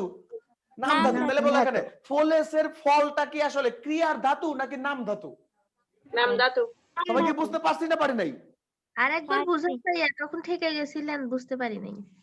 আচ্ছা, তারপরে দেখেন বলা আছে গিয়ে কি বলছে যে হচ্ছে গিয়ে কি শিক্ষক ছাত্রদের বেতাচ্ছেন। শিক্ষক ছাত্রদের কি করতেছেন? বেতাচ্ছেন। তাহলে তুমি দেখো একটা জিনিস, এই যে বেতাচ্ছেন একটা কি ক্রিয়াপদ? বেতাচ্ছেন ক্রিয়াটা কি ক্রিয়াপদ না, মানে কি কাজ করা বোঝাচ্ছে না বেতাচ্ছেন? তাহলে বেতাচ্ছেন শব্দটি এসেছে বেত ধাতু থেকে। কোন ধাতু? বেত ধাতু। তাহলে বলো বেত বলতে কি কোনো ক্রিয়াপদ নাকি হচ্ছে গিয়ে কি যে কোনো একটা বস্তুর নাম? তাহলে এটা হচ্ছে গিয়ে কি নাম। তাহলে আমরা জানি যে ধাতুর মূল ক্রিয়াপদ না হয়ে অন্য পদ হবে তাকে বলা হবে কি নাম ধাতু। কোন ধাতু? নাম ধাতু। তাহলে বলো এখানে বেত এবং ফল এটা কোন ধাতু? নাম ধাতু। সবাই কি বুঝতে পারছি না পারি নাই? পারছি। কথা কেনা বুঝতে পারছি? আচ্ছা, খাতার ভিতরে লেখো তারপরে প্রযোজক ধাতু।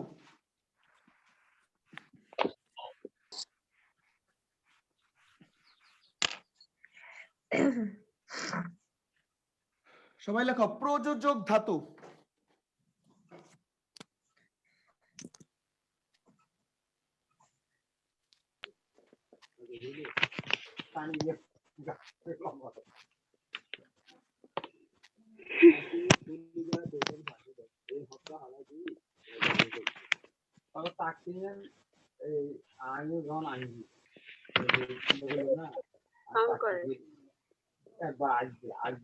আচ্ছা, দেখো যে ধাতুর মূল নিজে কাজ না করে অন্যকে দিয়ে কাজ করাবে তাকে বলা হবে প্রযোজক ধাতু। তাহলে যে ধাতুর মূল নিজে কাজ না করে অন্যকে দিয়ে করাবে তাকে কোন ধাতুর মূল বলা হবে? প্রযোজক ধাতুর মূল। দেখো একটা জিনিস,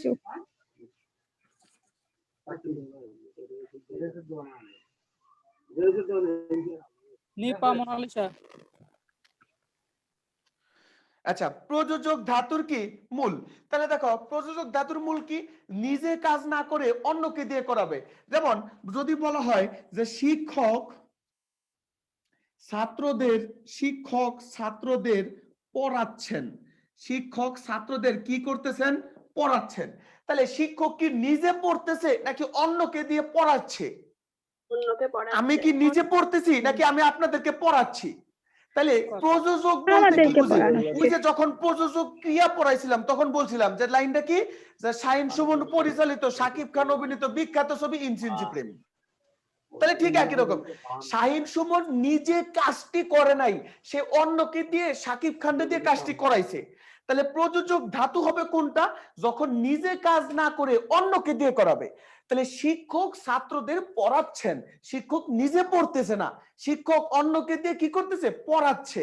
তাহলে এখানে পড়া শব্দটি যে পর ধাতু আছে এটা হলো কি একটা প্রযোজক ধাতু। সবাইকে বুঝতে পারছি না পারি না?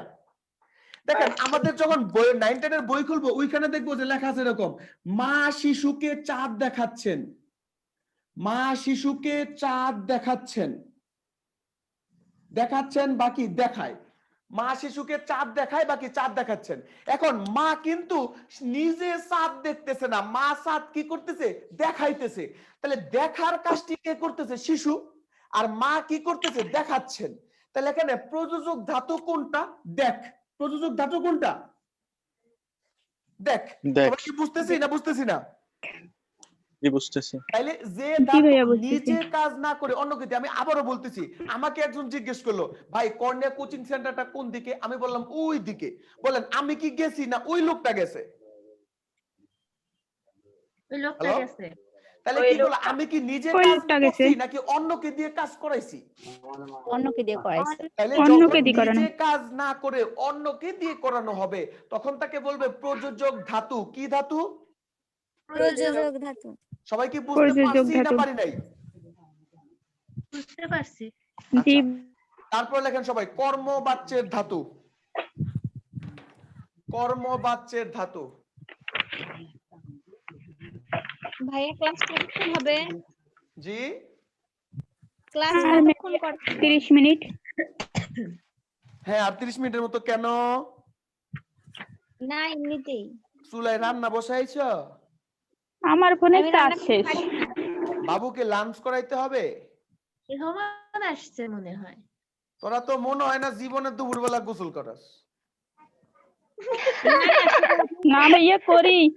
সুবর্ণা তো মনে হয় লাস্ট ভাইয়া। গোসল করছে কুরবানি ঈদের পরের দিন, এরপরে তার মনে হয় গোসল করছ না। আপনার চুল যদি কেউ দেখে বলবে এই টিচার সারা জীবন গোসল করে না। এরা আমার দেখলেই বুঝবে যে একটা লেটেস্ট ফিটেস্ট একটা স্মার্ট। ও নো, হ্যাঁ, আপনারা দেখলেই বুঝবে যে আপনি 1 মাস থেকে গোসল করেন না। কি বলে? এই আমার সম্মুখ যোদ্ধাদের কাছ থেকে আমি একটু অনুমতি নিয়ে নেই। এই সম্মুখ যোদ্ধারা তোমরা কি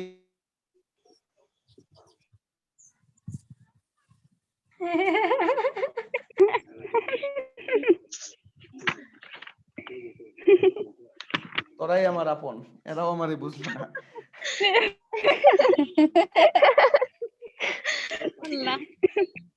তাইলে আমি মানে আগামী 1 তারিখে বা হচ্ছে আমার যেদিন ক্লাস হবে এই দিন আমি একটা লুঙ্গি পাইতেছি। আমার আল্লাহ নবীজির নাম একটা লুঙ্গি দিয়া দেন। কে দিবে? সুবর্ণা। আচ্ছা দেখো, কর্ম কর্তৃপক্ষের ধাতু বলছে নিজের দোষ অন্যকে চাপাবে, নিজের দোষ অন্যকে দিয়ে চাপাবে, নিজের দোষ অন্যকে দিয়ে চাপাবে মানে বুঝো নাই, মানে কাজটি সে করছে কিন্তু সেটা অন্যকে দিয়ে চাপাবে। কথাটা কি বুঝতে পারছো? বাচ্চার ধাতু বললেন না, ওইটাই কি হচ্ছে কর্ম করতে যাচ্ছ নাকি? কর্মবাচ্যের ধাতু কর্ম কর্তৃপক্ষের ধাতু এক হয়েছে, কর্মবাচ্যের ধাতুই লেখ বলছে নিজের দোষ অন্যকে দিয়ে কি করবে? চাপাবে। নিজের দোষ অন্যকে দিয়ে কি করবে? চাপাবে। দেখো তোমার চাপাবে। বইয়ের ভিতরে বা হচ্ছে গিয়ে আমাদের লেকচার শিটে বা ইয়ের ভিতরে যে দেখবো যে লেখা আছে যে বলছে যা কিছু হারায় গিন্নি বলে কেষ্টা বেটাই চোর। যা কিছু হারায় গিন্নি বলে চোর কাটা? কেষ্টা বেটা। গিন্নি বলে কেষ্টা বেটাই চোর। এখন দেখো এখানে শব্দটি আছে কি? হারায়। কি শব্দটি আছে? হারায়। খোদার কসম করে বলো, আমি কি নিজেরে নিজে হারায় ফেলাইতে পারবো? না। তাহলে বলো আমি কি নিজের দোষ কি করতেছি? অন্যভাবে চাইতেছি। হারতাছে কে? আমি হারাইতেছে কে? হারাইতেছি কিন্তু আমি। হারাইতেছে কে? আপনি। বুঝো না এই বিষয়টা? আমি এই ডাস্টারটা হারায় ফেললাম। এই ডাস্টারটা আমি কি করলাম? হারায় ফেললাম। ডাস্টার কি নিজে নিজেরে হারাইছে? না। তাহলে কি করছে? কবে কি মোহিত ভাই ডাস্টার হারাইছে? তাহলে কি নিজের দোষটা অন্যের উপর চাপাইছি না চাপাই নাই? চাপাইছি। কথাটা কি বুঝতে পারতো? তাহলে যখন নিজের দোষ অন্যকে দিয়ে চাপানো হবে তখন তাকে বলবে কর্ম কর্তৃপক্ষের ধাতু। কি ধাতু? যদি বলা হয় সে আমাকে পরাজিত করলো, সে আমাকে কি করলো? পরাজিত করলো। তাইলে পরাজিত করলো, এই যে কর আছে, পরাজিতর ভিতরে যে কি শব্দটা আছে, পরাজিত হইছে কে? আমি। পরাজিত হইছে কে? আমি। কিন্তু আমি কি নিজের দোষ নিজে স্বীকার করতেছি নাকি বলতেছি সে আমাকে পরাজিত করলো? তাহলে বলো আমি কি নিজের দোষ স্বীকার করছি না অন্যের উপর চাপাইছি? অন্যের উপর চাপাইছি। তাহলে যে ক্রিয়া দ্বারা নিজের দোষ স্বীকার না করে অন্যকে দিয়ে চাপানো হবে তখন তাকে বলবে কর্ম কর্তৃপক্ষের ধাতু। কি ধাতু? কর্ম কর্তৃপক্ষের ধাতু। সবাই কি বুঝতে পারছি না পারি নাই? পাইছি। আচ্ছা, আবার দেখেন আছে কি সময় অসংযুক্ত ধাতু, তারপরে কি সংযোগমূলক ধাতু।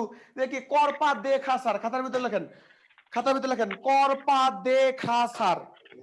এলে কি সংযোগমূলক ধাতু। করপা, ক বসিন্নার কর লেখা কমা, তারপর পয়কারের পা লেখা কমা, করপা দে দয়কারের দে লেখা কমা, করপা দে, তারপরে ক্ষয়কারের খা, তারপরে সার। এগুলো হচ্ছে কি সংযোগমূলক ধাতু। ভাইয়া খার পরে কি? সার, সার। এগুলো হচ্ছে কি সংযোগমূলক ধাতু। তারপর খাতার ভিতরে লেখেন হয়কার হে বসিন্নার হের। হের হলো কি একটি অজ্ঞাতমূল ধাতু। হের আপনাদের বইয়ের ভিতরে লেখা আছে 9 এর বই। হের ও হের, হের হলো কি একটি অজ্ঞাতমূল ধাতু। অজ্ঞাতমূল ধাতু। এই যে দেখেন এটা মজার জিনিস, আমি কে লেখা বাংলার টিচার, বাংলাতে আমি যেটা জানি না এটা আমি কই দিব অজ্ঞাতমূল। অজ্ঞাতমূল ধাতু মানে কি? এই যে হের শব্দটি আছে এটা কোন শব্দ থেকে এসেছে বা কোথা থেকে এসেছে এটা আমরা জানি না। এই জানি না দেখে এটারে বলা হয়েছে কি অজ্ঞাতমূল ধাতু। জানি না দেখে এটারে কি বলা হয়েছে? তার মানে অজানা জিনিস। অজানা জিনিস। হের হচ্ছে কি অজ্ঞাতমূল ধাতু। সবাই কি বুঝতে পারছেন?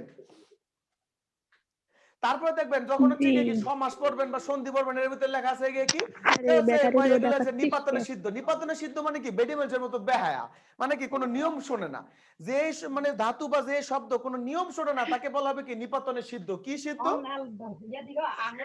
নিপাতনে সিদ্ধ।